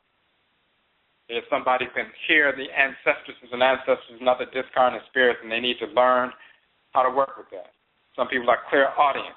Some people are clairsentient, meaning they can't necessarily see or hear the ancestresses and ancestors or discarnate spirits, but they can feel them. They can feel heat moving through their body when a spirit walks by. They feel real cold when a spirit walks by, and so forth. Different things happen. Some people are clairalient, meaning they can smell. They can smell when the spirit walks by. They can smell the scent of that entity coming by, and they know who it is. They can communicate in that way. You have people who are what we would call clairequilibrant, meaning they can be thrown off balance when the spirit is in their presence. They begin to get dizzy. They can't maintain their equilibrium, or there's a shift in their equilibrium. So that's another sense. Your sense, of course, you have sight, and you have touch, and you have smell, and you have hearing, and so forth. But then you also have your sense of balance. That's a sense. You also have a sense of time, which is also distance and space and so forth. But you have a sense of time, you have a sense of balance. When you spiritually, you have clear equilibrance, or you can sense things spiritually beyond the physical balance. So a spirit comes by you, it throws your equilibrium off. So we use the term clear equilibrant to deal with that. The sense of time, somebody can be in ritual space, sitting at an ancestral shrine, or they can get possessed by a divinity and they lose their sense of time. They're clairtimian. When the spirit, an ancestral spirit comes by them or moves through them or communicates with them, it throws their sense of time off, or it enhances their sense of focused time. So we show that these are different ways that the ancestresses and ancestors communicate to different people. It's different for everybody. Of course, they also communicate through dreams and also through ritual practices, but the centerpiece is ancestral communication. And then in the book, Okra Complex, the Soul of Akan, we also deal with establishing a shrine for your Kra, your soul, your divine consciousness, your Ka, or Ori-Inu. It's called in Yoruba tradition. That force that dwells in the head region that is the regulator of all your activity. Encoded within your Kra, your divine consciousness, your spirit's brain is your specific function executing the world. Okay. Okay, I'll say for sharing that, brother. 10 minutes. We have 10 minutes on the live stream, so if you want to stay for the overtime, you would have to call in. So you have 10 minutes, 9 minutes to call in. The call-in number is 657-383-0635. 657-383-0635 if you want to stay on the program beyond 11 o'clock, so you have 9 minutes. Okay, so brother asked, I'm going to ask if astrology is part of our authentic practice. Now, astrology in the sense of the way the whites and their offspring teach these things, like these tropical astrology charts that you see in newspapers, or the sidereal chart that you see some Hindus using and some other people using. No, that's not part of our practice. You'll get closer when people start talking about the astronomical zodiac, where the actual sun signs actually begin and end. So they're not all, 12 signs of 30 days each. That's not accurate. Like when the sun rises and sets, there are certain constellations that are, across the ecliptic. So there are actually 13, they're not 12. Thousands of years ago, there were 12 constellations that crossed the ecliptic. Now there are 13. And there are deities that are associated with these constellations. They're not all 30 days each. One of them is 7 days, one is 45 days, one is 25, one is 32. They're different lengths, depending on how long that specific constellation is, crosses the ecliptic. So when you read something talking about the astronomical zodiac, then you have an actual time frame, but the difference is, of course, the names of these different characters as promoted by the whites and their offspring are different. So when they're talking about Gemini and its, two twins, they got that from the two twins, Shu and Tefnut. When they're talking about, for example, let's pick one, all the different ones. Each one is associated with a divinity from ancient Kemet. For example, the scorpion is the divinity Serket, the scorpion goddess. That's where they got that from. Ophiuchus, the serpent bearer, which is the 13th quote-unquote sign of the zodiac. That's actually, they'll try to say it's Asclepius, which is the corruption of Imhotep. It's actually Sechima or Sekhmet, who's the great warrioress, lioness divinity, but she's also a healeress, and she's the serpent bearer. She wears a serpent on her head. So those 13 constellations are governed by divinities from ancient Kemet, and the length of days are different. Now, even with that, those are influential, but they are not determinate. What's determinant for Afurakani, Afuraitkaitnit people are the deities that you were assigned to before you came into the womb. Those are what determine your function in creation, how you are to function, what forces in nature you are aligned with so that you can replenish your energy through them, through invocations of them while you're here, and the different ancestresses and ancestors that have been assigned to you pre-incarnation. When you come into the world and certain constellations are present, and that collection of energy is shining down on the earth and therefore affecting the earth's atmosphere, and therefore when you take in a deep breath, it's affecting your body and your cells and everything else. It has an influence, but it's not determinate. It's just influential. What's determinate is the divinity you are born with. So that's key. First, you learn your ancestral plan by dealing with your ancestresses and ancestors directly, establishing an ancestral shrine and learning who your people are. And they are waiting to tell you who you are, and most of them have already given you an indication just by directing you to specific information, a specific sculptures, or specific motifs, or certain things that are connected to a specific group that you're more attracted to than all the others on the continent, even though you may like all the other kinds of dress and kinds of drums and kinds of clothing and language or whatever, but you'll find one that you're more drawn to than all the others. They're letting you know that this is the culture that not only that you're from, but you used to be a part of in a previous incarnation, a previous lifetime, before the Musuo Kesi of the, great perversity, enslavement happened. So the first thing is they will show you who you are. You deal with an ancestral, shrine and communicating with your people. And then they will be able to begin to show you the morality of our culture.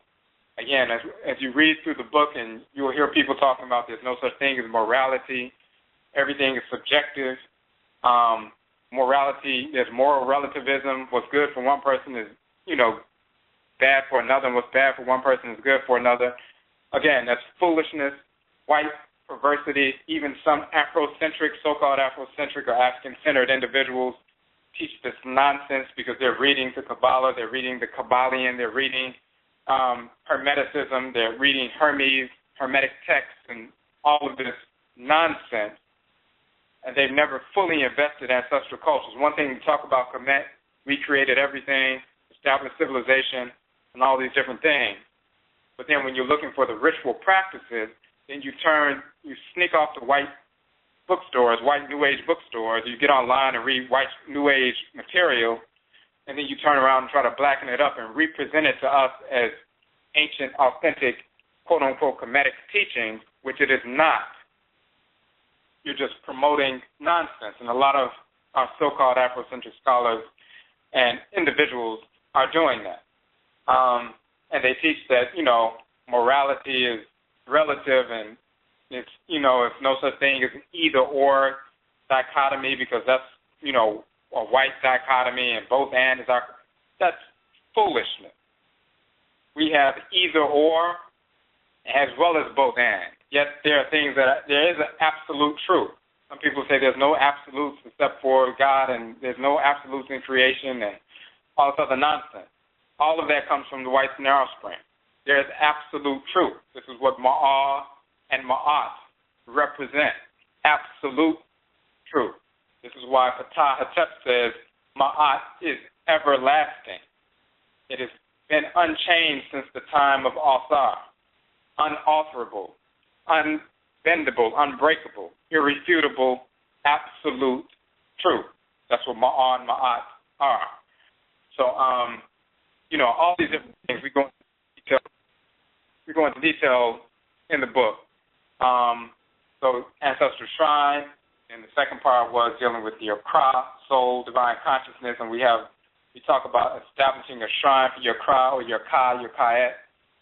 We have ritual prayers on the website in the language of Kemet. We have a particular document where we show a specific sample prayer in the language of Kemet with the vocalizations coming from the speech language of the Akan.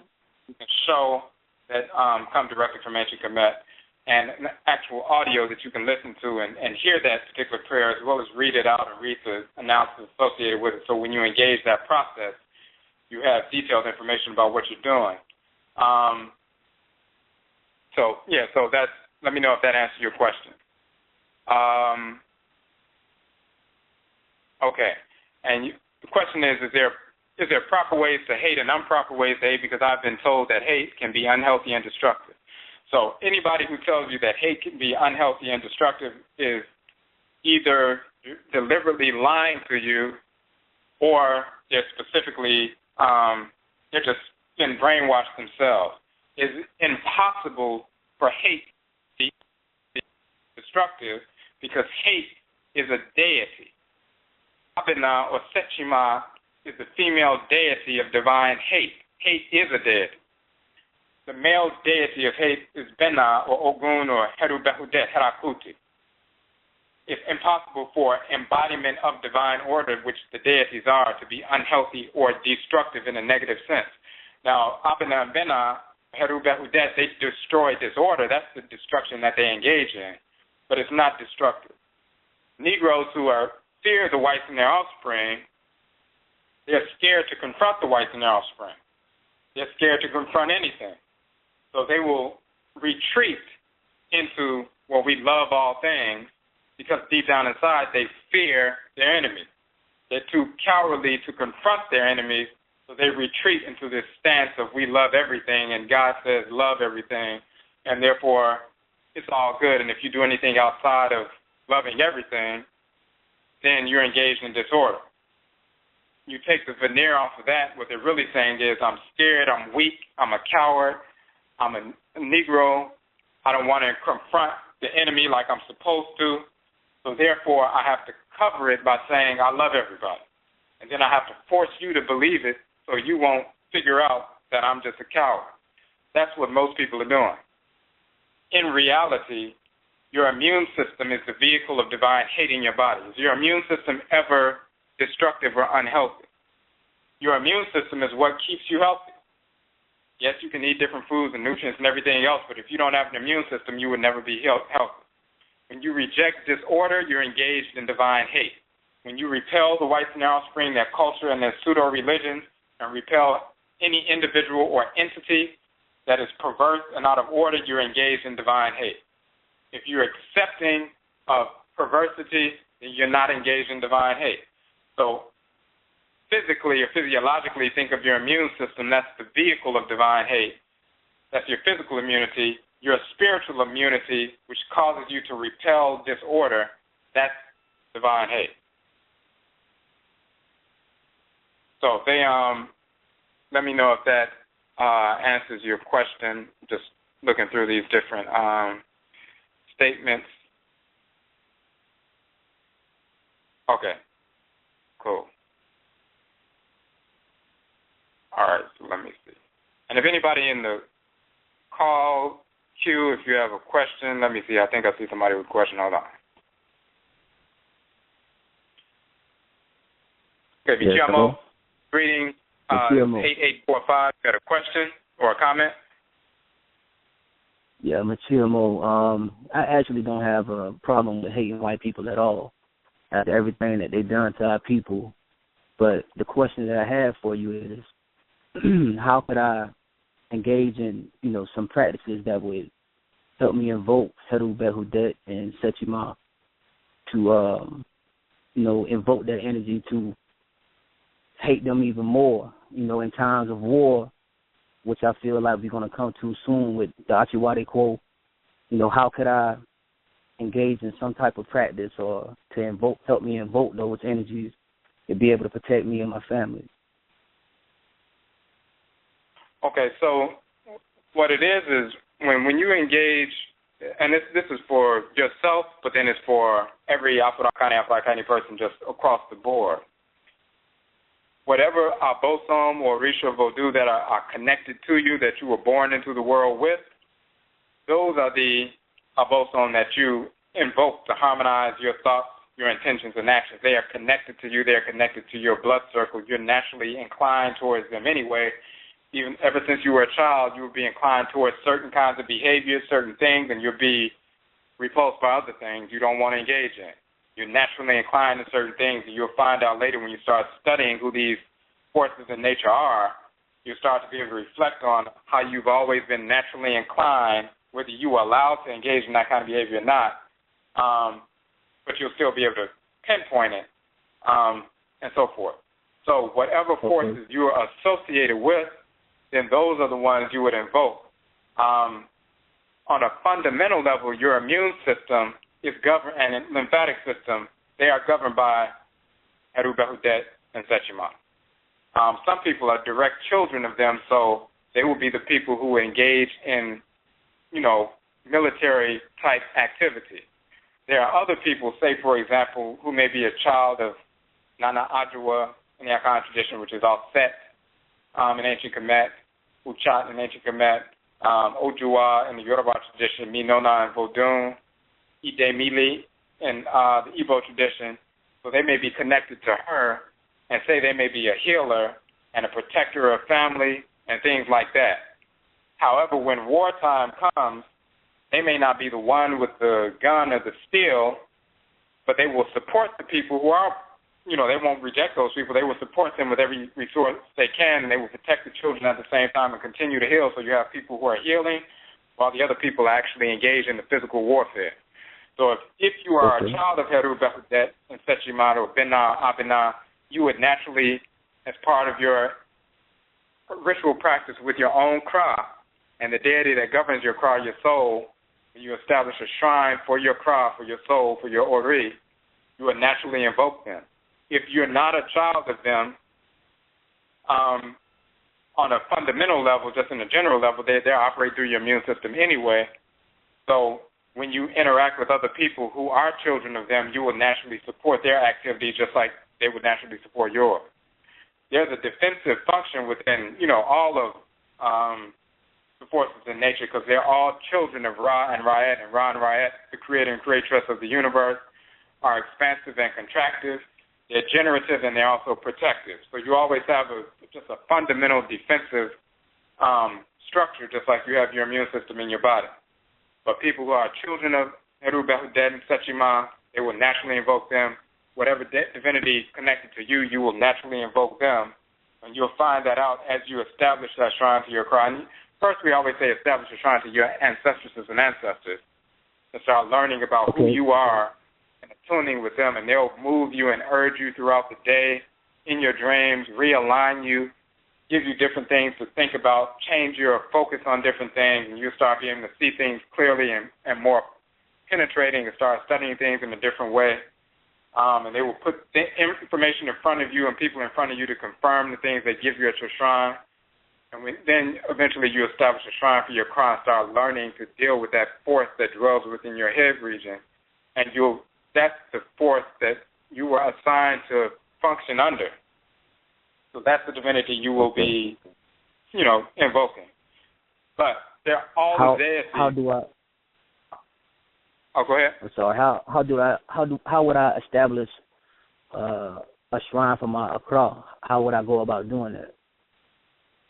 Okay, if you look in two things. If you look on the website, we have a book called the Okra Complex, The Soul of Akanfo. On the website, it's a free download. The PDF version is a free download.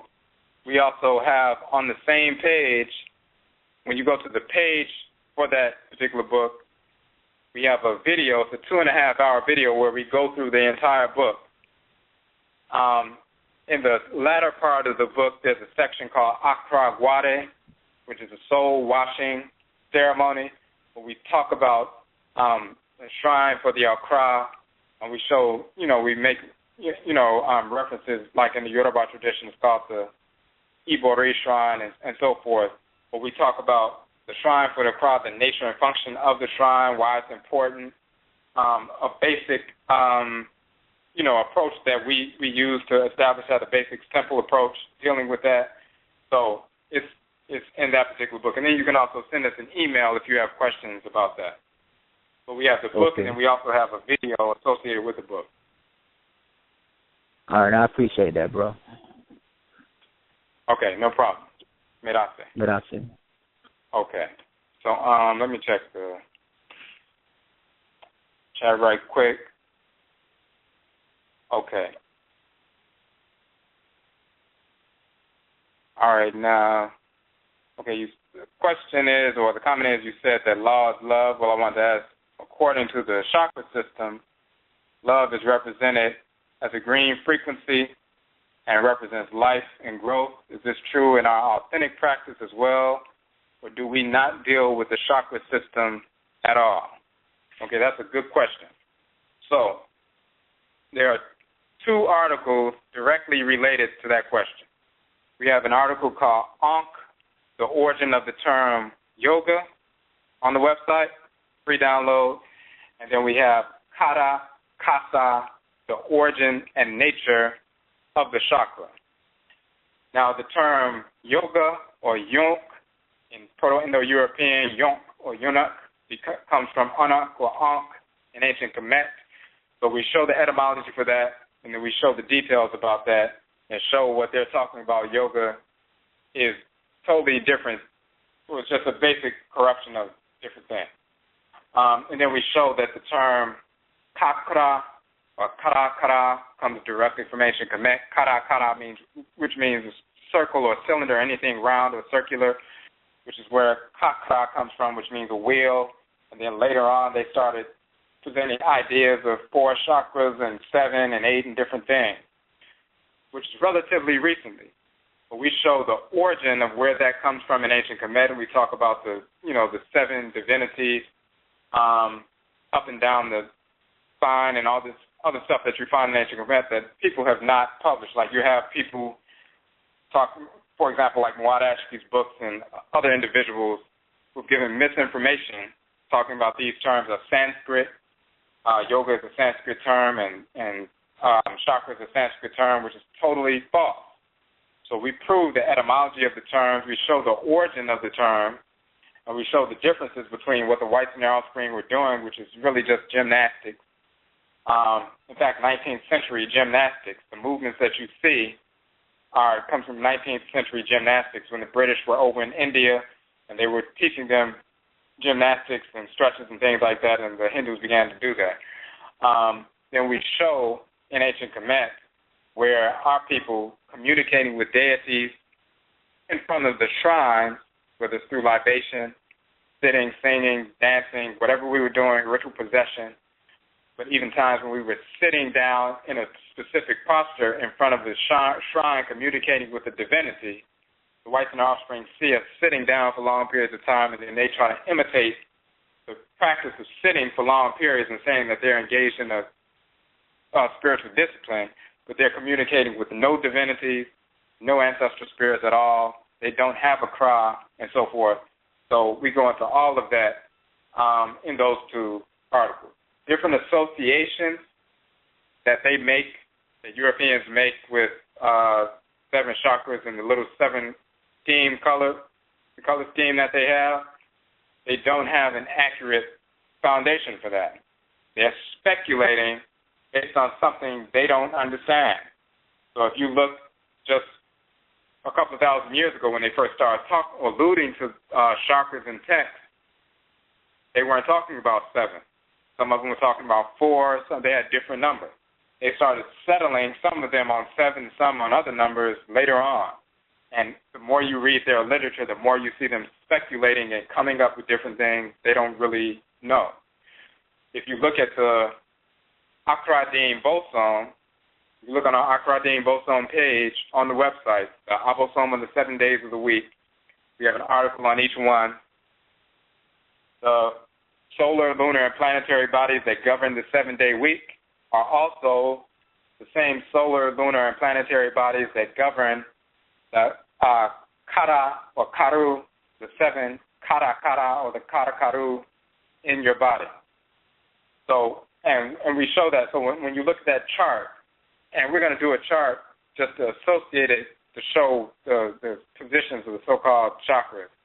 But even if you just look at the chart the way it is, with the deities that govern each day of the week, and the solar, lunar, and planetary body that govern each day of the week, and you look at the articles for each one. So we have an article on Awusi, who is our Sar, article on Adwa, who is our Set, an article on Abena, who is Sekhmet, an article on Bena, who is Heru Behdety. We have an article on Awuku, which is Set, an article on Akua, which is Neteru, article on Yao, Ya, and Abba, 3 different articles, which is Heru, son of our Sar and our Set, Wachet and Nekabet, an article on Afi, which is Neteru, and an article on Amen Men.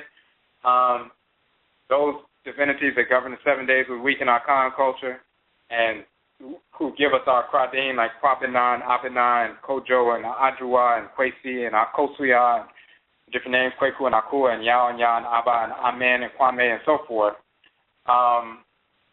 We show in the articles the particular planetary body that governs them, the kind of energy that governs them, and the organs and organ systems that they're connected to as well. So you can find out from those different articles which ones are which. When they talk about, for example,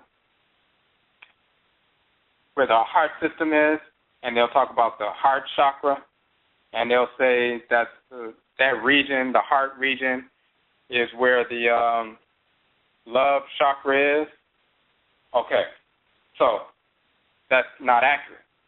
The heart region is where Heru is, Yao, which is planet Jupiter. It's also Ya and Abba. So we'll show, for example, you have the king representing Heru sitting in the middle of Wachet and Nekabet. Heru is in the center. He's the heart. Wachet and Nekabet are connected to the right and left lung. So that heart-lung structure is Heru, Wachet, and Nekabet. In our Akan culture, it's Yao, Ya, and Abba. In the Yoruba tradition, that's Shango, Oya, and Oba, the first wife of Shango. In Vodou, that is Hedioso, that is Abejida, and Ayaba. So there's a form of Heru called Heru Ami Abu, Heru within heart. So when you read that article on Heru or Yao, you'll understand why Jupiter, the great planet, is also connected to the heart. Heru is called, or Yao is called Akukoduru, which means heavy of chest, for someone who has heart, courage, bravery. Talking about bravery, having heart, having a heavy chest or a strong chest. Wachet, Nekabet, or Ya and Abba are connected to the bronchial tubes in the lung complex. They give that vitality and energy to the heart. So the heart is also the drummer in the Akan tradition. Also, that's why Shango is the lord of the drum. Heru is the lord of the drum. Yao is the great divine drummer. The heart is the drummer inside of your body. That's why they also say that Shango, as well as Heru, as well as Yao, the divinity of thunder and lightning. Thunder, the thundering that you hear is the thundering in your chest is like the thunder outside in the sky. The thundering, or the thunderer, is the drummer that's inside your heart, and the lightning and the winds and so forth is the wind inside your lungs that are connected to the heart. So the whole heart and lung complex is the thunder and lightning and wind and so forth in the body that gives you heart, that gives you power, that gives you vitality and so forth. It's not about falling in love and sensuality and, all of that. So they misconstrue that because the whites and their offspring simply associate the heart with, for them it's really lust. Then they give a pseudo-spiritual meaning to love and try to disassociate it with lust, but what they're really talking about at the end of the day really is lust. That's one thing. If you look at the throat area, so-called throat chakra, that's where you'll find Awuku, for example, Kwekwanansi, the communicator, the divine trickster, and so forth. If you look at the so-called, what they call the Manipura chakra, Karakara, which is the solar plexus, that's where you'll find Benna and Abena and so forth, the fiery energy that protects divine immunity, divine hate, and so forth, lymphatic system, all of that. So every different system, you'll find we lay out the physiological system that's connected with the deity, and also their spiritual function in creation, and also the planetary body or the lunar or solar body that they're associated with. So you'll be able to see the actual connection. We're going to put a little chart out just to make it a quick reference, but if you read through those articles, then, in fact, I'll put the link in the chat room right now. Afuraitkaitnit Abosom on the website. We also have videos on each one of the Afuraitkaitnit Abosom, the Abosom that govern the 7 days of the week, the deities that govern the 7 days of the week. So we have an article on each one of them, and we also have a video where we examine the article on each one of them, and all of that is on the page, and of course all of those are free downloads as well. So let me know if that answers the question. Okay. Let me see, we think we have a call.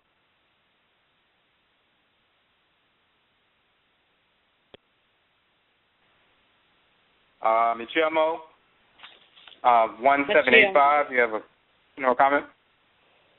Yes, I have a question. Well, I guess I would like to know about you were mentioning earlier the dwelling in the head region, and each right. of us have it. I wanted to know the relationship to the okra and the pineal gland. Okay. Okay, so if you look at the okra, you can look at it, the physiological seat of the okra is the brain. So the cerebrum and the cerebellum, which the cerebrum has 2 hemispheres, the cerebellum has 2 hemispheres. That fourfold division is like the physical seat of the spiritual brain, which is the okra. And just like encoded within your brain are all the programs that are necessary to run all of your physiological structures, it's the same thing with the okra. That force that dwells in your head region that you can feel pulling you in one direction or the other, even if sometimes you don't follow it, and then you have problems when you don't follow it. Encoded within your okra, within your soul, your consciousness is your specific function and all the programs or blueprint of how you're to execute harmoniously in creation as you execute your function, how to carry out your function, but how not to get out of harmony with other created entities in creation while you're carrying out your function. The pineal gland is like the eye of the okra. So, just like in Kamit, the okra is called the ka. So it's Kan, Kamit, Kara, and Akan. So it's the ka in ancient Kamit. The pineal gland is the physical seat of what is called the Ak or the Aku in ancient Kamit. So that's like the eye of the cross. So just like your pineal gland is a light-sensitive gland, so sunlight as well as moonlight stimulates the pineal gland, and then it secretes hormones to affect certain physiological processes, whether it's serotonin, melatonin, and so forth. It's light-sensitive. Spiritually, the spiritual energy that resonates in that region is also, of course, light-sensitive. So you're able to, it's the divinities Tehuti and Seshat, the male and female divine scribes, the male and female forces of divine wisdom. That's that force of intuition. So within your brain, you have all the programs that your body needs to function. Within your kra, you have all the programs of how you're supposed to function in the world. So as you're moving throughout the world and engaging your life on a regular basis, you may come into contact with a situation you've never encountered before. And your okra, that force in your head, is pulling you to do a certain thing or pushing you away from doing another thing. So your okra is pulling you, saying, no, you're not going to do this, you're going to do that. But then you want to know why. You want to know what's going on, what specifically is going on, why can't I do this, why would this put me out of harmony with order, what do I need to do to get within order. So when you're attuning to those specifics about why the okra is functioning the way it's functioning, you're attuning to your aku, which is like the spiritual pineal gland, and it gives you the specifics about how this situation related to your function in creation or how it's unrelated to your function in creation, and if you engage in it, what kind of negative responses you're going to have, and if you don't engage in it, why it's harmonious not to engage in it, and all those details. So to show you the relationship between what your function in the world is and the kind of behavior you may or may not engage in, so you can have a snapshot of, okay, why is this important? What is the value of this particular behavior? What's the value of this event, this activity? Why I should engage in it and why I shouldn't engage in it. So the aku is like the eye of the okra, just like your pineal gland is like the quote-unquote third eye, the inner eye. Spiritually, the eye of the okra is the spiritual pineal gland. That's what the aku is. Does that make sense? I understand better now. I was trying to make the connection and how they work together, but if it's just the eye, it's like the connection between the spiritual realm. There's a counterpart on the etheric side, or whatever you want to call it, the side that we can't see, but it's there, the spiritual side, and the physical, and they relate, and That's how we talk to God, or our ancestors. That is the receiver or whatever. Do I have a right concept of it? Yes, it's exactly like that. Just like you have a physical body, and then you have a smaller body within your physical body, which is your brain, which regulates all the activities in the body. You also have a spirit body. Like when somebody dies and their spirit separates from their body, and people who are clairvoyant can see the person's spirit walking around or moving around, you have a spirit body, and in the head region you have a spiritual force, a spherical force, a spirit force in the head region, which is the spirit's brain, and that's your Kra, that's your soul, that's your divine consciousness. And just like you have a little pine-shaped little organ in your physical brain, which is the pineal gland, that's light-sensitive, in the spiritual brain you also have that little spiritual organ in Kamit called the Ak, or the Aku. And every time you try to attune to intuitively what is the truth behind a specific thing, why should I do this and why shouldn't I do that, your Kra will pull you to do a certain thing and not to do another thing, or give you do this, do this, do this, don't do this, don't do that, don't do this. But then you ask the question, well, why is it important? Why shouldn't I do this? What's going to happen if I did this? You start trying to attune to the specifics of it. Your Aku, your spiritual pineal gland, is what will show you what's going on. So just like your spirit body animates your physical body until you make your transition, your Kra animates your brain. Your brain is pulsating because your Kra is the spiritual force that's animating it, that's taking up residence in your brain. Your brain is just a shrine for your Ka, and your pineal gland is just a shrine for your Aku. So every organ and organ system has a spiritual organ and organ system. Okay. That would be the as above, so below type thing. Right. Right. That's where that concept comes from. Okay. My phone is going, so I'm going to say Nita Ache. I appreciate it. I got to sign off, though. Okay. Yeni Ase da.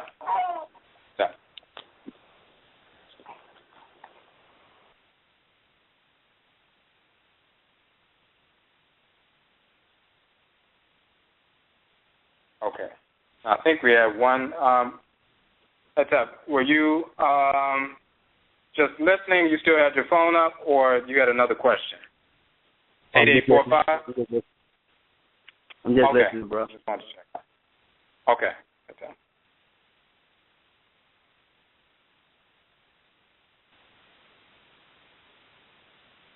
Okay, Michiawo, 1613, you had a question or a comment? Michiawo, this is Ajwa. Heads up. Heads up. Yes, my question is, in dealing with our family that is still in transition, of which I'm still in transition, in terms of comprehending fully my connection to my ancestors. And in talking about the divine hate, and a lot of us still believe in this concept of Satan. What would be an appropriate response to help our families understand divine hate in reference to Satan? Because I could see now that, in having that conversation, that, folks will associate that with dealing with this entity that doesn't exist but that has been forced down our throats forever in terms of this concept of Satan.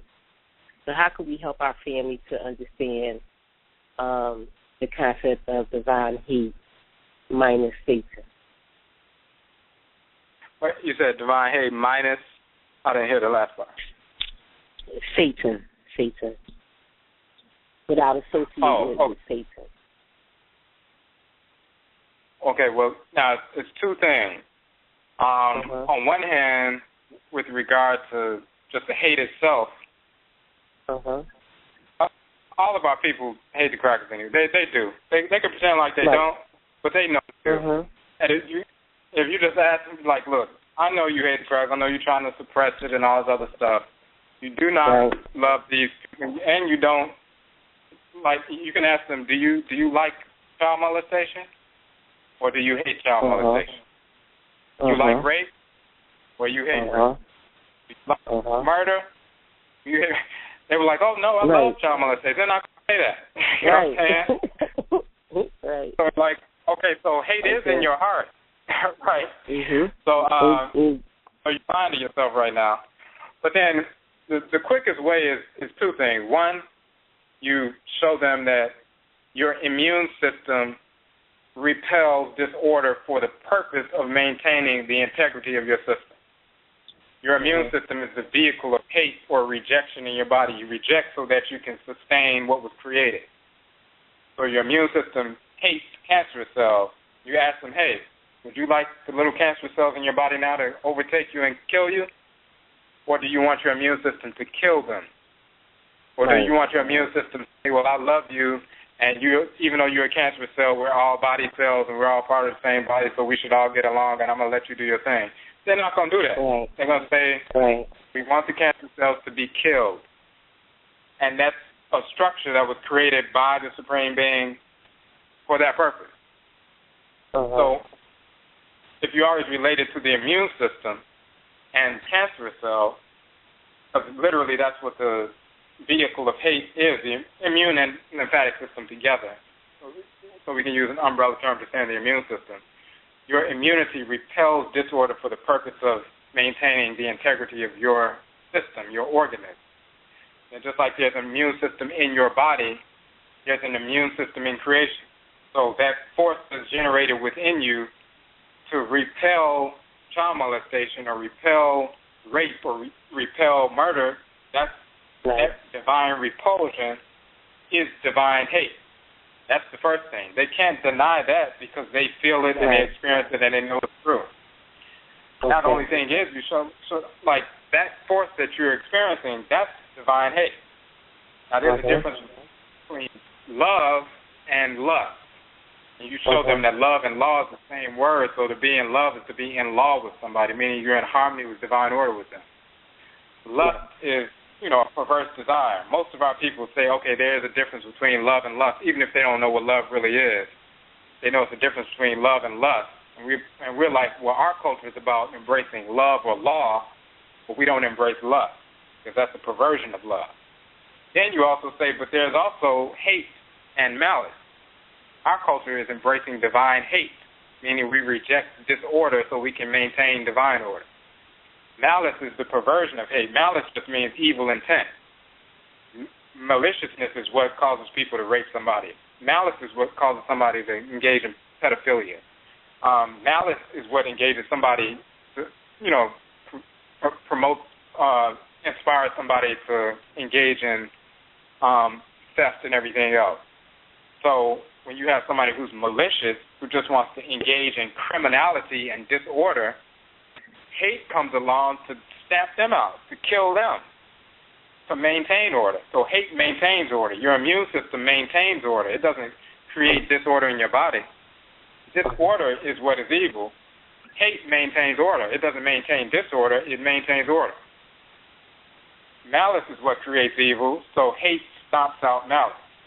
Just like you embrace law and hate, but you reject lust and malice. So that's the difference. The white offspring want us to believe that lust and love is the same thing, and malice and hate is the same thing, and it's not. So they understand that love and lust are two different things, but now they need to understand hate and malice are two different things. Hate rejects disorder. Malice promotes disorder. And conceptually, they know there's a difference between hating child molestation and just hating your cousin because they made you mad and you say, I hate you, I wish you died or something. They know it's the difference between that. They know the difference between something malicious and something, hating for a good reason, like hating child molestation. That same force that makes them repel child molesters is the same force of divine hate that they're trying to deny. Now, with regard to Satan, you can just simply tell them the truth that Satan is a fictional character, and we can show the deity set where they got that from and how they corrupted that whole thing. So you can give them, a free book, the Cuckoo Toon, and they can listen to the video and audio, and they can be shown, like, if you want some detailed information about how Satan is a fictional character and Jesus is a fictional character, here's information that's detailed that you can just study on your own. Yeah. But, they need to hear from somebody that, even if it's just in a sentence, Jesus never existed, Muhammad never existed, Allah, Yahweh, Satan, all these characters are fictional. Our culture has the real deity that white people corrupted these fictional characters from. Now, if you want to learn something about it, you can learn something about it. But, they do need to be, they can be introduced. Now, if they initially try to reject it, they might. But at some point, they'll try to sneak around and look, even just if they think they're going to try to prove you wrong. Right.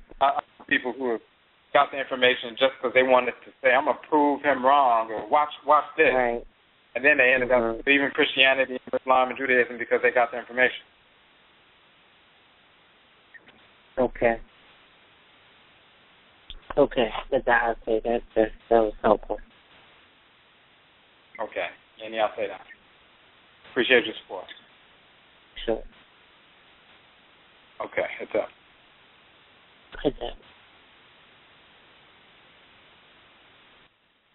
Okay, so I think there was just one more question. Question is, was Akhenaten and the Kemetic text that talks about one God, Akan or Amen, authentic or later perversions by invaders and traitors? The text talking about the Aten, and there's also Atenit, which is the female son. The texts are authentic, but absolutely none of the texts promote monotheism at all. There's not one text anywhere in Kamit, including every text associated with Akhenaten, none of them promote monotheism. The whites and their offspring try to read monotheism into it because they want to promote monotheism. And then you have Negroes like in the Nation of Islam talking about, we were teaching the one God in the 18th dynasty, and then you have Negroes trying to run with that and talk about a bloodline of Israel, which is pure idiocy, pure nonsense, totally inaccurate. But anybody who actually sits down and reads the text, you can read the English translation, or you can look at the, Ntortu, and get a book about learning how to read the Ntortu and study the text on your own. But it's not a monotheistic text. He talks about Shu, he talks about the Aten, he talks about Ra, he talks about Hapi, he talks about other divinities in the text. So it's not monotheistic. He had a focus on the divinity, the Aten, and doing a whole lot of ritual associated with the Aten, but he didn't deny that there were other divinities in existence. And nobody would deny that because that's foolishness. No black person ever came up with monotheism because that's idiotic. We actually deal with the deity. We get possessed by the divinity. We communicate with the deity. The whites and their offspring are not capable of that, so they try to push the notion of monotheism, not because they believe it's true. They know it's not accurate. But they have to politically structure that system, and then, of course, make themselves, they have to create only one deity, say no other deities existed, and, of course, make themselves a representative of that one deity and then make the deity white or make the deity invisible. So the reason they did that, of course, was they had to remove all the other divinities because they don't want us worshiping deities, because you can't control the people that you've invaded, whose country you have invaded, and then you try to control them, and all they have to do is go inside their house, and there's a little piece of wood, a little statue they pour libation to, and the spirit takes up residence in the little statue and tells them to kill the cracker who invaded the country. White people cannot control that kind of thing. So the only way they can control it, they can't make the deities run away. They have to make you believe that you're not supposed to listen to any divinities or any ancestresses and ancestors. They can't stop the deities from communicating with us. They can't stop the ancestresses and ancestors communicating with us. The only thing they can possibly do that they figured out over thousands of years is hopefully make us not listen to the Abosom, not listen to the Nsumafo, and teach us, and some of the brainwashed amongst us, that if you hear anything that's coming from a deity or a spirit, that's really just the devil, so don't listen to it.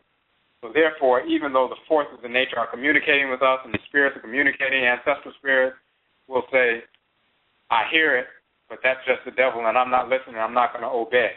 So you have people in churches right now, they hear their ancestresses and ancestors all the time, or they see them, but then they start begging the white fictional character to help them not listen to their spirits, or they go to a therapist and get medication because they're being told that they're insane, schizophrenic, and so forth. They're saying demonic spirits, and in reality, these are their own relatives trying to communicate with them.